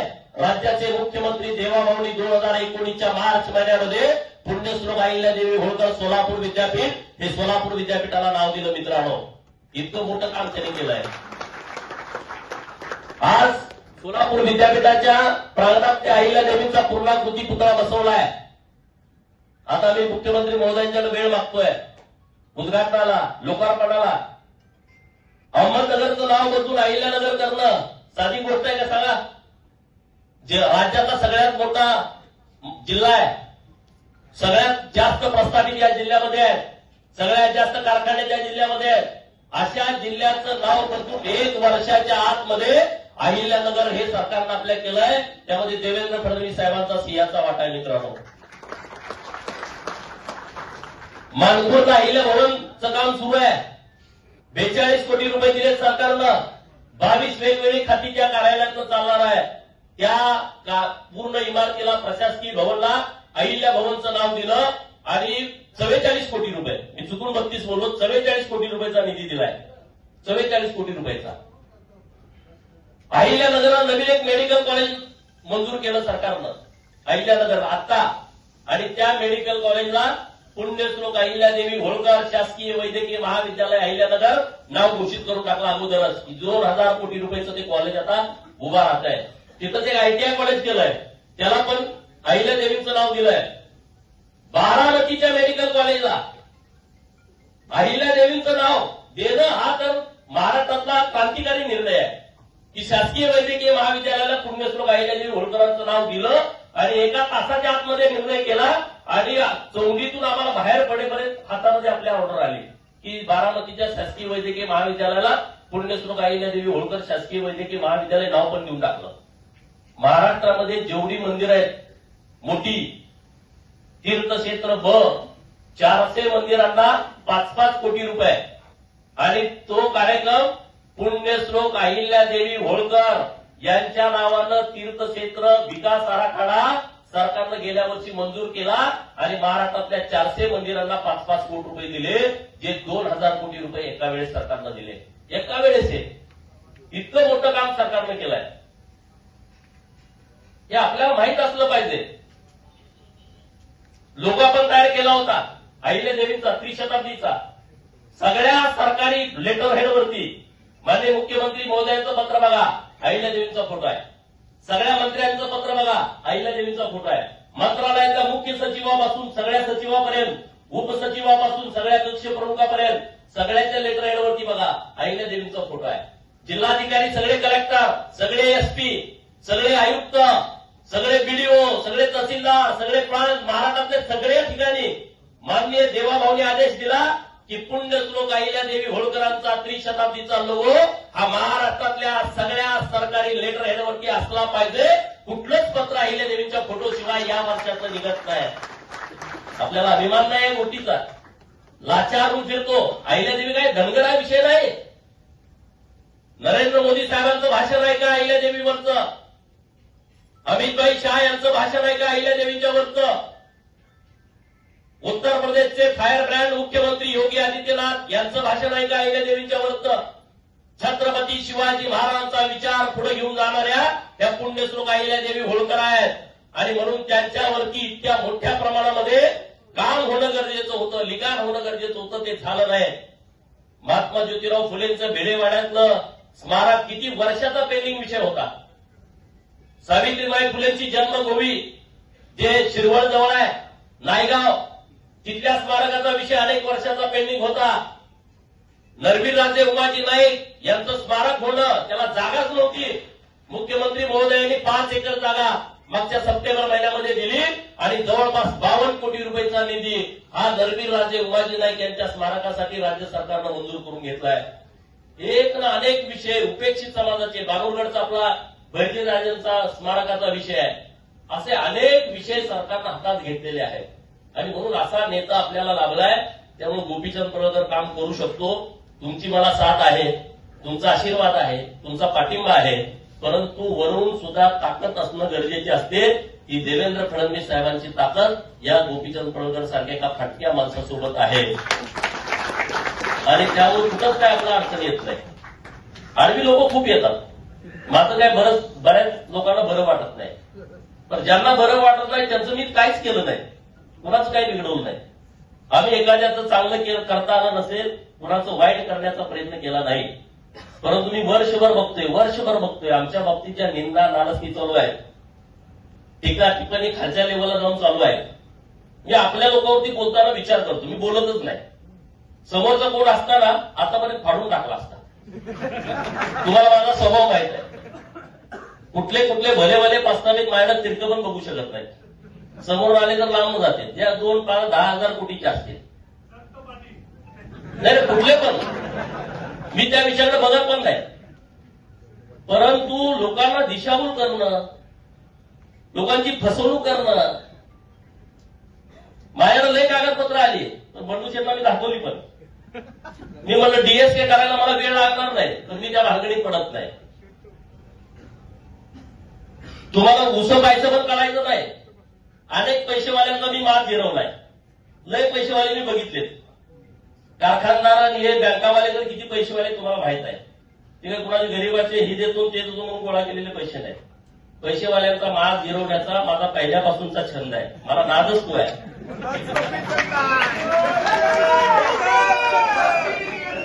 आणि जेवढा मस्तवाल माणूस पुन्हा आला का मला इंटरेस्ट येतो काम करायला, मजा येते. मोठ्या माणसाला भेटण्यामध्ये आपल्याला ताकद येते. पण जेव्हा आपली लोक येतात कारण नसताना, तेव्हा वाईट वाटतं. ज्यांना भिडायचं त्यांना भिडू ना. मग उपेक्षित लोकांची बाजू मी सभागृहात घेतो. लोक म्हणतात तुला कसं काय माहित, हे समाज तुला कसं काय माहित. अरे हा बहुजनांचं महाराष्ट्र आहे. मी परवा गोपाळ समाजाचा एक विषय सभागृहात मांडला. गोपाळ समाज एक मायनर समाज आहे, भटका समाज आहे. हजारो फोन आले मला, आमच्या समाजाचं नाव तुम्ही सभागृहात घेतलं. जरी नुसतं नाव सभागृहात घेतलं तरी समाजामध्ये आनंद होतोय, फटाकडे उडवते महाराष्ट्रामध्ये.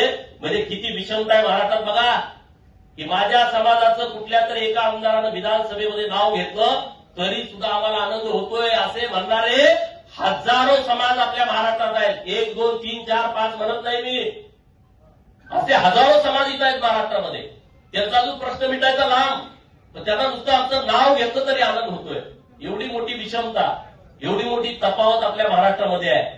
त्यामुळे आपली जबाबदारी आहे, आपण आपल्याबरोबर आपल्या सर्व बहुजनांच्या विषयावरती लक्ष दिलं पाहिजे, त्यांच्या प्रश्नाला वाचा फोडली पाहिजे. मी आज तुमच्याशी बोलत असताना अशी करोडो लोक महाराष्ट्रात आहेत की ज्यांना स्वतःचं घर नाही, जे पालामध्ये राहत आहेत, जे भटकंती करतायत. जसा आपला समाज भटकंती करतोय असे शेकडो समाज भटकंती करतायत. त्यांचं रेशन कार्डला नाव नाही, त्यांचं मतदार यादीत नाव नाही, त्यांच्या आधार कार्ड नाही, त्यांची पोरं शाळेत जात नाही, त्यांच्या जन्माचा दाखला नाही, जन्माचा दाखला नाही म्हणून जातीचा दाखला मिळत नाही, जातीचा दाखला मिळत नाही म्हणून शाळा शिकले तरी नोकरी मिळत नाही. असे असंख्य प्रश्न लोकांचे आहेत. या सगळ्या लोकांच्या प्रश्नाची सोडवणूक करण्यासाठी तुम्ही जे मला पाठबळ दिलाय आणि तुम्हाला सुद्धा अभिमान वाटेल असं आम्ही काम करतोय. तुम्हाला कधी अपमान वाटणार नाही आयुष्यात पुढं. आणि आम्ही गोपीचंद पडळकर बरोबर गेलो, आम्ही भाजपा बरोबर गेलो आणि आम्हाला अपमान होतोय याची काळजी मी आयुष्यभर घेईन की कधी तुम्हाला अपमानित व्हावं लागणार नाही, कुठंच तुम्हाला त्याचा पश्चाताप होणार नाही. आणि हे सगळे तुम्ही मुंबईमधील लोक आहे, अत्यंत कष्ट करताय तुम्ही. सगळीच लोक श्रीमंत नाहीत मुंबईत राहणारी. कधी काम आहे कधी काम नाही. म्हातारीमधले पुढारी तर एवढे माजलेत, आपल्या लोकांचा नुसता सुरा फिरवायचं काम करते, त्याला कधी काही वाटत नाही. अरे गाढवासारखे रात्रंदिवस माझा बाप मुंबईमध्ये राबतोय, त्याचं कमिशन तुम्ही खाता, त्याच्या घामाचे पैसे तुम्ही खाता आणि तुमच्यामध्ये एकही नाही. तुम्ही घाबरताय. आपल्याला दोघं तिकडे कोणतरी ज्यांना जॉईन असतात. अरे तुम्ही कष्ट करताय, 15-15, 20-20 हजार रुपये मुंबईत काय होणार आहे सांगा ना. एकदा चहा प्यायला गेलो तर 100-200 रुपये जात आहेत. भाड्यानं खोली घेतली तर 7-8 हजार रुपये जात आहेत. खानावळीमध्ये जर तुम्ही जेवण करत असला तर त्याला 4-5 हजार रुपये लागत आहेत. आणि मग करायचं कसं? हे जे सगळे विषय आहेत त्या विषयावरती कधीतरी तुम्हाला हात घालावा लागेल. गुलामासारखं जगून चालणार नाही. कधीतरी तुम्हाला सुद्धा उठाव करावा लागेल, कधीतरी तुम्हाला सुद्धा क्रांती करावी लागेल. आणि ज्या दिवशी तुम्हाला वाटेल माथाडी कामगारांना की क्रांती करण्याची आवश्यकता आहे, त्या दिवशी गोपीचंद पडळकर आणि सदाभाऊ खोत तुमच्या सोबत खांद्याला खांदा लावून उभा असेल.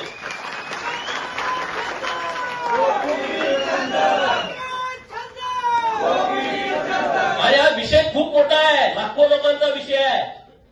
आमची इच्छा आहे या विषयात यायची, कमिशन खाण्यासाठी नाही, अजिबात काही गरज पण नाही. अरे तुम्ही एवढं दिलंय आम्हाला, एवढा सन्मान मिळवून दिलाय, काय होता गोपीचंद पडळकर? लोक नावं ठेवायची, अरे याला राहायला घर आहे का? नव्हतं घर मला राहायला. विशिष्ट परिस्थिती खरी होती.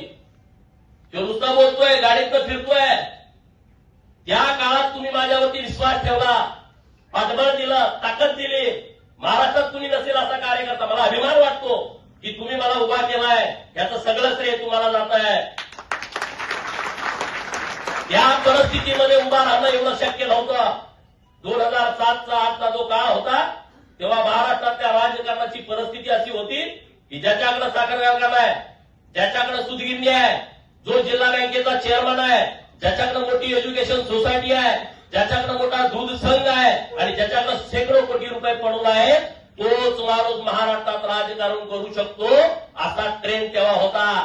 पण तुम्ही त्याचा विचार केला नाही की अरे आमचा पोरगा फटका आहे आणि मग त्याच्या पाठीमागे आम्ही कसं उभा राहायचं. तर तुम्ही सन्मानानं माझ्यासोबत उभा राहिला, ताकदीनं माझ्यासोबत उभा राहिला. आज आटपाडीमध्ये नगराध्यक्ष युटी जाधव सर झाले. मला अत्यंत आनंद झाला या गोष्टीचा. आटपाडी शहरामध्ये आपला नगराध्यक्ष होणं हे कधी शक्य नव्हतं, परंतु ते भारतीय जनता पार्टीच्या माध्यमातून शक्य झालंय. अमरसिंह बापू देशमुख यांच्या साथीनं, भारतीय जनता पार्टीच्या कार्यकर्त्याच्या पाठबळावरती, माननीय देवेंद्र फडणवीस साहेबांच्या कृपाशीर्वादावरती आटपाडी शहराचा पहिला नगराध्यक्ष होण्याचा मान एका शिक्षकाला मिळाला आहे आणि तो युटी जाधव सरांना मिळाला आहे. मी त्यांना सुद्धा खूप खूप शुभेच्छा देईन. हीच आटपाडी आहे जिथं आमच्या मेंढक्याला मारायची, तीच आटपाडी आहे मेंढरं हिसकावून घेऊन जायची, तीच आटपाडी आहे की एके दिवशी 11 मेंढरं गाडीत घालून एक पोरगा गेला होता आणि त्याला कुणीतरी सांगितलं की गोपीचंद पडळकर नावाचं पोरगा आहे, त्याला जाऊन भेट. आणि तो माणूस माझ्याकडे आला. मी त्या दिवशी 20 फेब्रुवारी दिवस होता, महात्मा फुले यांच्या मला जयंतीचा कार्यक्रम होता आणि कटगुडला जायची आम्ही तयारी करत होतो. शनिवारचा बाजार होता. त्याला कुणीतरी सांगितलं मेंढक्याला की तिथं गोपीचंद पडळकर नावाचं पोरगा, त्याला जाऊन भेटा. आणि मी तिथं होतो. त्याच्या गळ्याला असे ओरखडे उठले होते, गळ्यातले त्याचे काय बदाम पण तोडून काढलं होतं आणि 11 मेंढ्या आणि एक बकरा ते घेऊन गेले होते. कशासाठी घेऊन गेले होते? 1000 रुपयासाठी. कशासाठी?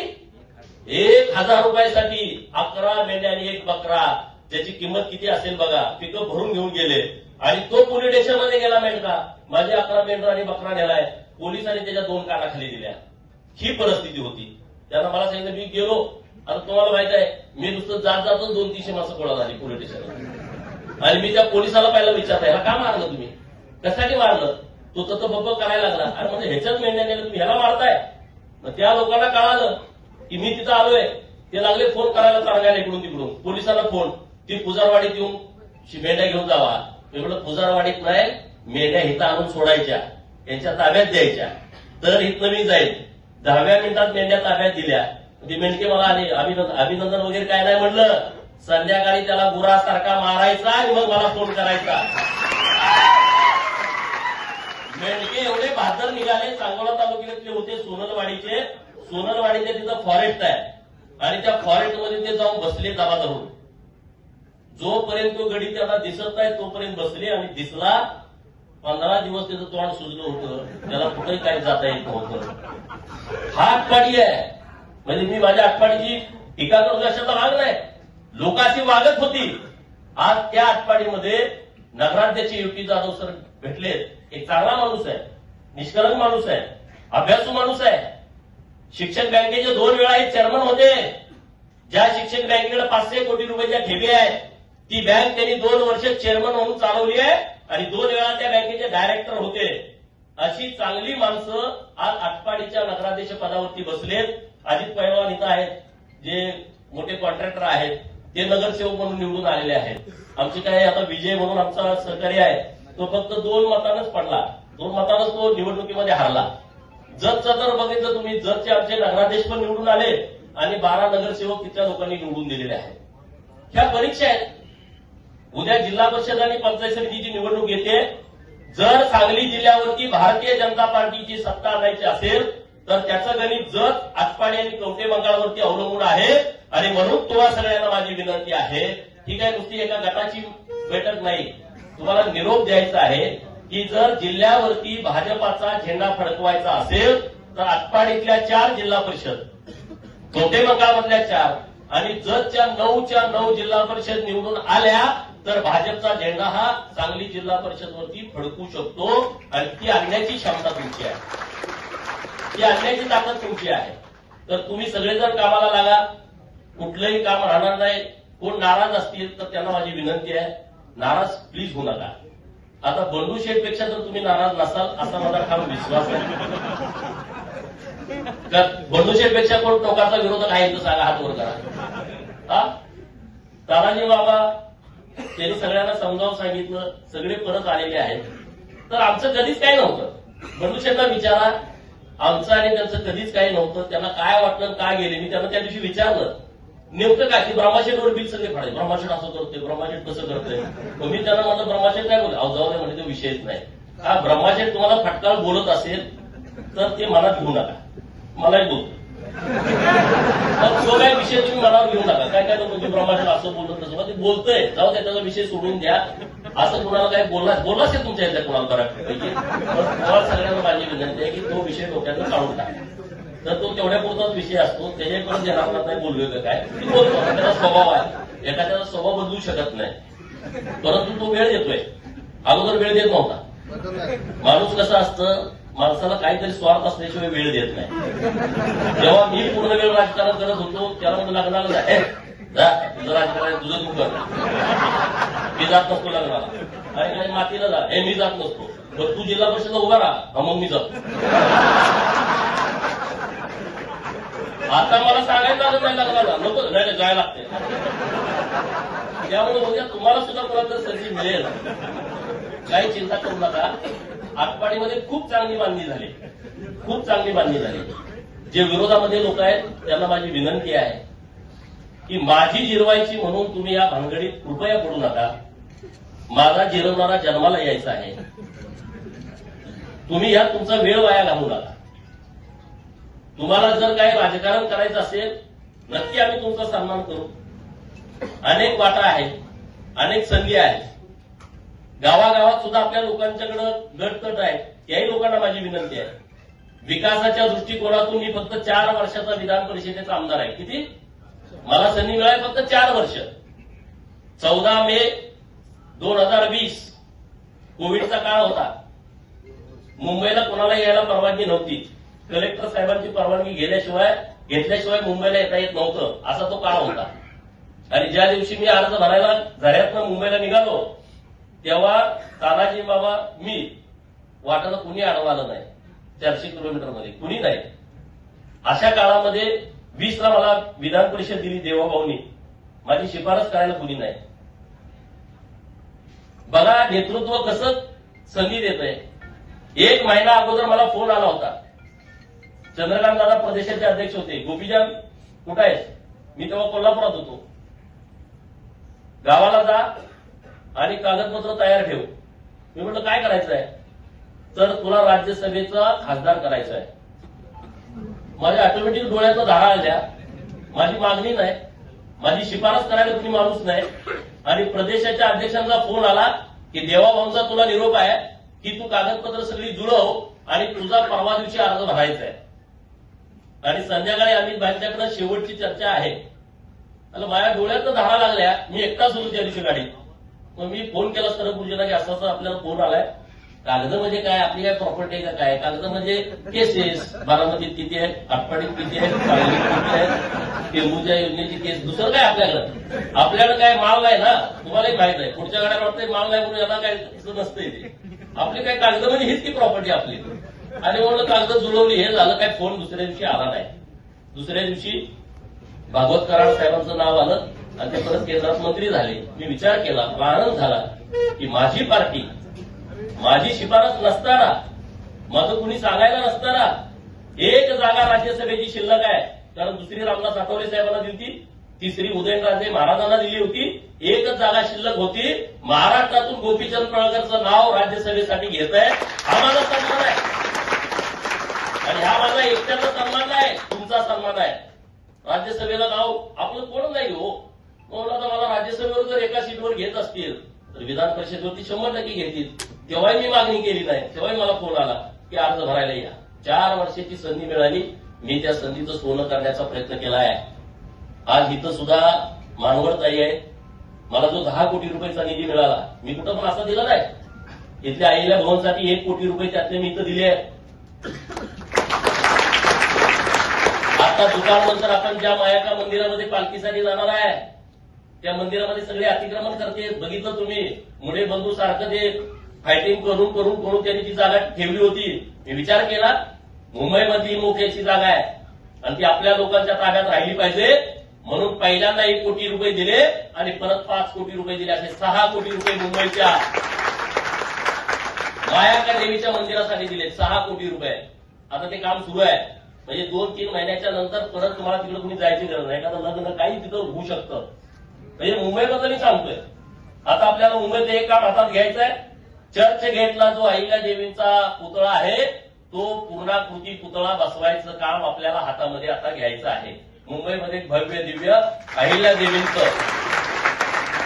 चर्च गेटच्या तिथलं जे स्मारक आहे ते डेव्हलप करायचं आहे. मी 4 दिवसापूर्वी मुंबईला आलो होतो. माननीय मुख्यमंत्री महोदयांना भेटलो. माननीय गिरीश भाऊ महाजन यांना भेटलो. कारण ते सगळं नाशिकचं कुंभमेळ्याचं ते बघतायत गिरीश भाऊ. आणि त्यांच्याकडे मी मागणी केली की अहिल्या देवीने इतकं देशभर काम केलं आहे आणि आता कुंभमेळा आपल्या नाशिकला होतोय. तर रामकुंडावरती जे अहिल्या देवींचा होळकर वाडा आहे, त्या होळकर वाड्याच्या समोर अहिल्या देवींचं एक भव्य दिव्य स्मारक झालं पाहिजे.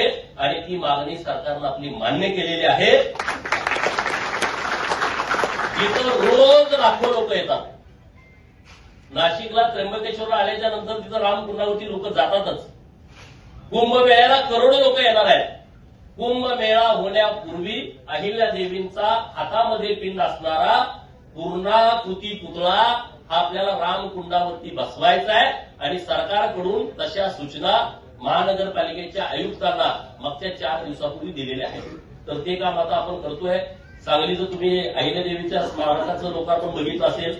इतका मोठा भव्य दिव्य महाराष्ट्रातला घोड्यावरचा तो अश्वारूढ पुतळा आहे, तो अहिल्या देवींचा सांगली महानगरपालिकेने बसवला.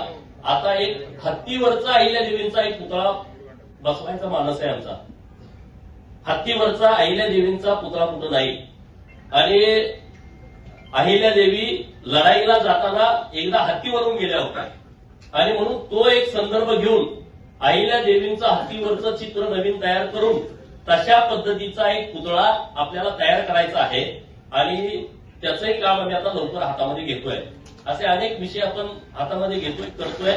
तर तुम्हाला सगळ्यांना माझी विनंती आहे की तुमचा तरी मी फोन उचलला नसेल, राग दुसरा काहीच नाही. तुमचा फोन उचलला नाही, तुमच्याशी बोललो नाही, एवढंच, दुसरं काहीच नाही. याच्यापेक्षा काय आहे? आता लय मोठा झालाय माझा फोन उचलत नाही असं तुम्हाला वाटत असेल, मी इतरांच्यासाठी मोठा झाला असेल, तुमच्यासाठी छोटाच आहे. आणि तो काय वाचा सगळ्या पोरांनी. आपल्याला आदर्श कोणाचा घ्यायचा आहे? मल्हाररावांचा.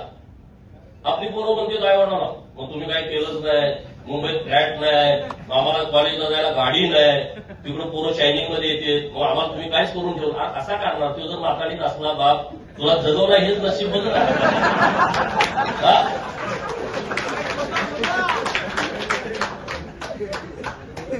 मल्हाररावांचा आदर्श कशासाठी?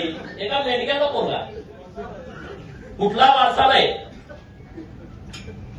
त्याला कुठलं प्रशिक्षण नाही, मेंढराचं प्रशिक्षण काय लढायचं असतं का? नाही. परंतु एक सामान्य पोरगा, मेंढपाळाचा पोरगा स्वतः मामाकडून प्रशिक्षण घेतो. नंदुरबारला मामा, ते कसं लग्न ठरवून त्या काळात कुणास ठाऊक. आता नंदुरबारला जाणं आपल्याला होत नाही, त्या काळात कशी लोक जात असतील. तेव्हा काय फेसबुक नव्हतं, व्हॉट्सअप नव्हतं. फेसबुकवरती पूर्वी लग्न ठरलं असं काय नाही ना त्या काळामध्ये. म्हणजे बघा ना, फलटण कुठं आणि नंदुरबार कुठं. त्यांचे मामा नंदुरबारला होते, तळोजा. मामाकडून ते शिकले महत्वाकांक्षा कशी असावी. त्यांना पंतप्रधान व्हायचं होतं मल्हाररावांना, म्हणजे पेशव्याच्या जागी मीच होणार असं त्यांच्या मनामध्ये होतं. परत त्यांच्या लक्षात आलं की हे जरा होणं शक्य नाही. प्रचंड धुरंधर होते, मग ते सुभेदार झाले आणि हा सगळा प्रांत त्यांच्या ताब्यात होता, सुभेदार मल्हाररावांचा. म्हणजे इथून अटक कटक पर्यंत जायचे, म्हणजे अफगाणिस्तानच्या बॉर्डर पर्यंत. 2-2, 4-4 महिने नुसती घोडी सोनं हे चालायला असायचे, एवढं नुसता दरारा होता. एकदा ते जयपूरला जाणार होते, तिथल्या राजाने आत्महत्या करून घेतली. मल्हारराव येणार आहे म्हटलं. इतका धसका होता, असा धसका तुमचा पाहिजे. नुसतं येणार आहे म्हटलं तर गादीवर कुणाला बसवायचं ते ठरवायचे सगळे. उत्तर भारतामध्ये कुणाला गादी बसवायचंय, कुणाला काढायचंय, कुणाला काय करायचंय, असं इतका त्यांचा दरार होता. आणि मग आपण म्हणतोय याचं काय होईल, त्याचं कसं होईल. मग आपण कसं काय मल्हाररावांचे मावळे असू शकत नाही ना. तर मल्हाररावांनी छत्रपती शिवाजी महाराजांचा विचार पुढे गेला.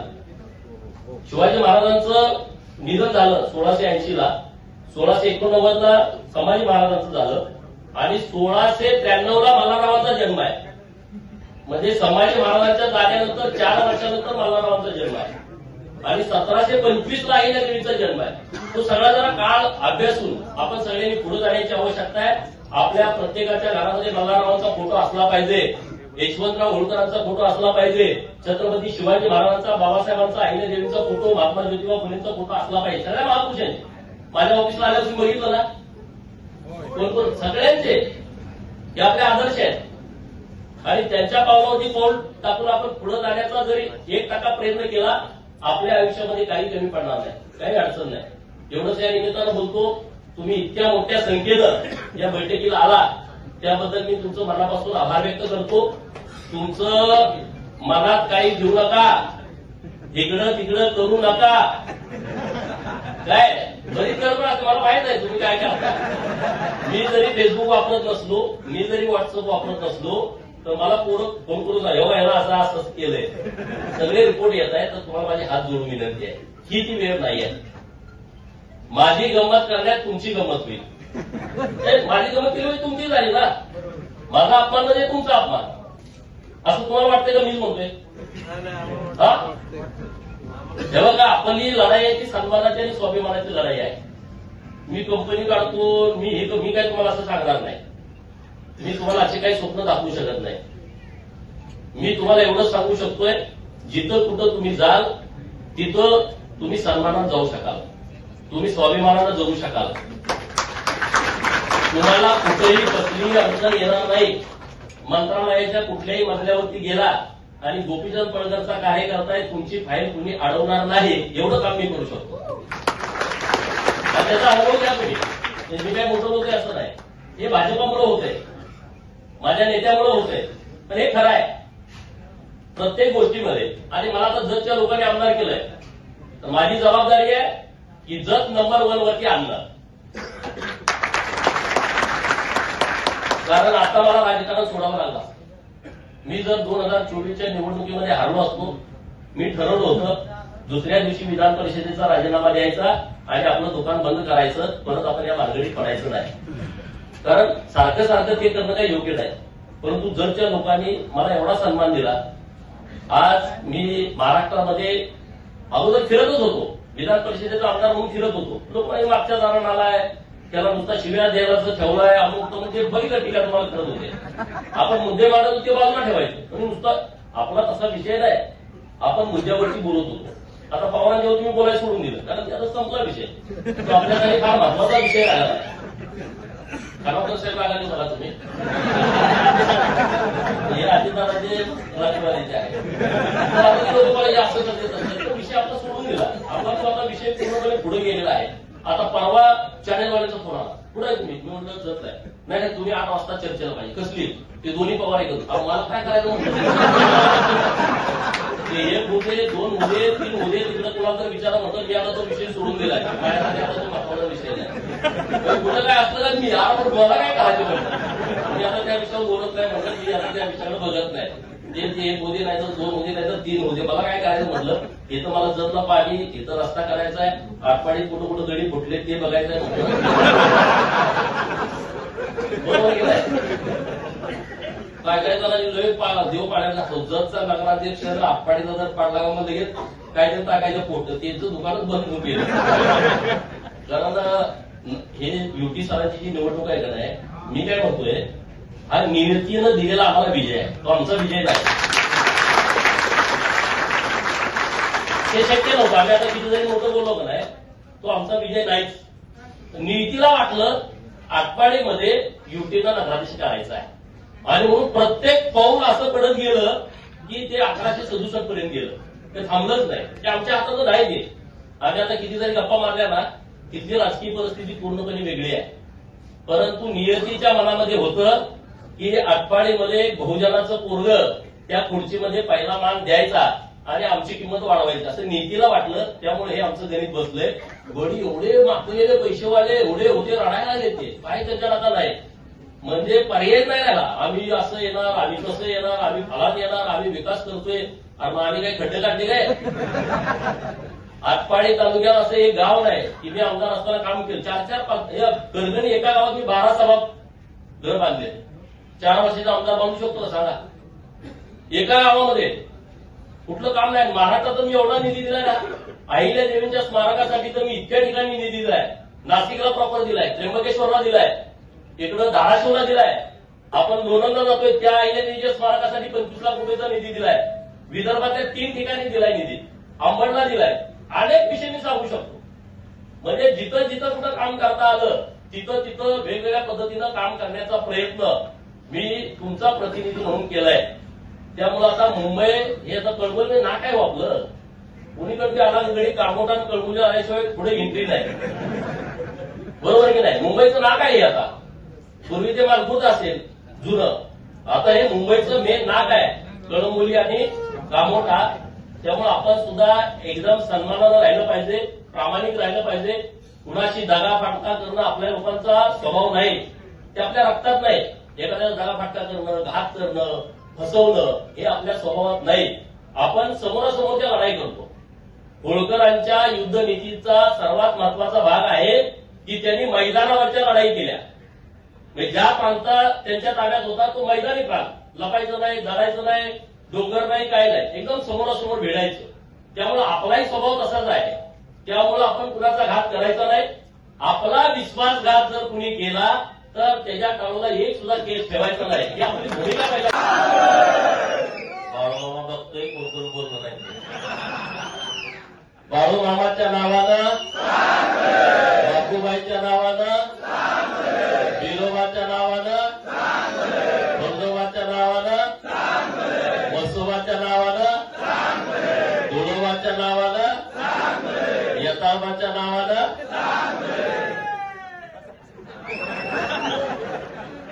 चांगलं भलं म्हणजे सगळ्यांचं चांगलं कर, सगळ्यांचं भलं कर. बहुजनाची भूमिका अशी असते, माझं एकट्याचं नाही, सगळ्यांचं चांगलं कर म्हणजे चांगलं भलं.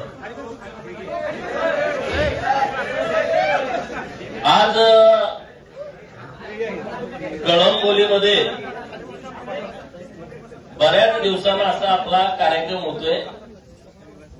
या कार्यक्रमासाठी उपस्थित माननीय ब्रह्मासेठ, आपल्या आटपाडीचे प्रथम नागरिक माननीय युटी जाधव सर, माननीय तानाजी मामा, बंडू सेठ, माननीय जयवंतराव, आपल्या या विभागातून जे निवडणूक लढवणार आहेत ते माननीय मोनिकाताई, माननीय सरस्वती देवीताई, माननीय रवी शेठ, माननीय विजय शेठ, व्यासपीठावरती उपस्थित अक्षयराज माने, माननीय आपले नगरसेवक जाधव साहेब, आप्पा आहेत. आता बरीच मंडळी आहे, नाराज होऊ नका नाव नाही घेतलं तर, कारण बऱ्याच जणांना मी पर्सनली ओळखतोय, नावानिशी ओळखतोय.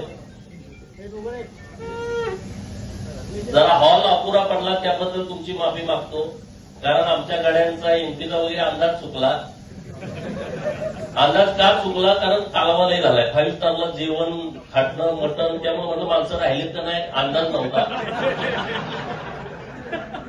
तर त्या आता लोकांना कळलं की 5 स्टारचं मटण खाणारे लोक ही नाही आहेत, ही लोक गरीब लोक आहेत, झुणकानी भाकरी खातात आणि गोपीचंद पडळकरला साथ देतात. हे परत एकदा तुम्ही सिद्ध केलं. गोपीचंद पडळकर तुम्हाला 7 स्टारला जेवण देऊ शकत नाही, पण 7 स्टारचा सन्मान आणि स्वाभिमान मिळवून देऊ शकतो. आणि आज ज्या पद्धतीनं तुम्ही सगळेजण एकत्रित झालाय, राजकारण हे सन्मान मिळवून देणारं, स्वाभिमान जागं करणारं एक केंद्र आहे. डॉक्टर बाबासाहेब आंबेडकर साहेब म्हणाले होते की राजसत्ता नेहमी हिसकावून घ्यायची असते. राजसत्ता सहजासहजी कुणी देत नाही. लग्नात जो नवरदेवासाठी सिंहासन ठेवलेलं असतं त्याच्यावर आपल्याला बसू देते फोटो वगैरे काढायला, परंतु सत्तेच्या खुर्चीमध्ये कुणी सहजासहजी बसू देत नाही. एक तर ती हिसकावून घ्यावी लागते, नाहीतर सत्तेवर जो कोणा त्याला लाट घालून बाजूला करावा लागतो. त्याच्याशिवाय दुसरा कुणी पर्याय आपल्याजवळ असू शकत नाही. तुम्ही ती लोक आहात की ज्यांनी तुम्हाला 10,000 जरी पगार असला तर त्यातले 5,000 गोपीचंद पडळकरसाठी पडत्या काळात खर्च केलेले आहेत. तुम्ही ती लोक आहात की मुंबईमधून मला तुम्हाला एसट्या बसेस द्यायला माझ्याकडे पैसे नव्हते, ट्रॅव्हल्स करायला माझ्याकडे पैसे नव्हते, तेव्हा तुम्ही स्वतःच वर्गणी काढून ट्रॅव्हल्स भाड्याने ठरवून त्या ट्रॅव्हल्समध्ये लोकांना बसवून गावाकडे आणून मतदान करून तुम्ही परत आलाय. अशी तुम्ही सगळी मंडळी आहात. त्यामुळं ज्यांनी त्यांच्या पगारातलं 5,000 रुपये गोपीचंद पडळकरसाठी खर्च केले, ते कुणाच्या तरी 5,000साठी गोपीचंद पडळकरचा अपमान करणार नाहीत, इतकी क्षमता लोकांच्यामध्ये आहे, इतकी ताकद लोकांच्यामध्ये आहे. आणि आज सगळी परिस्थिती बदलली आहे. महाराष्ट्रामध्ये देवेंद्र फडणवीस नावाचा एक निष्कलंक चारित्र्य संपन्न मुख्यमंत्री भारताला लाभलाय, जो माणूस या महाराष्ट्राचं हित जोपासतोय, या महाराष्ट्रातल्या 11 पगड जातीला, बहुजनांना, गोरगरिबांना, उपेक्षितांना, वंचितांना न्याय देतोय, त्यांच्यासाठी योजना तयार करतोय.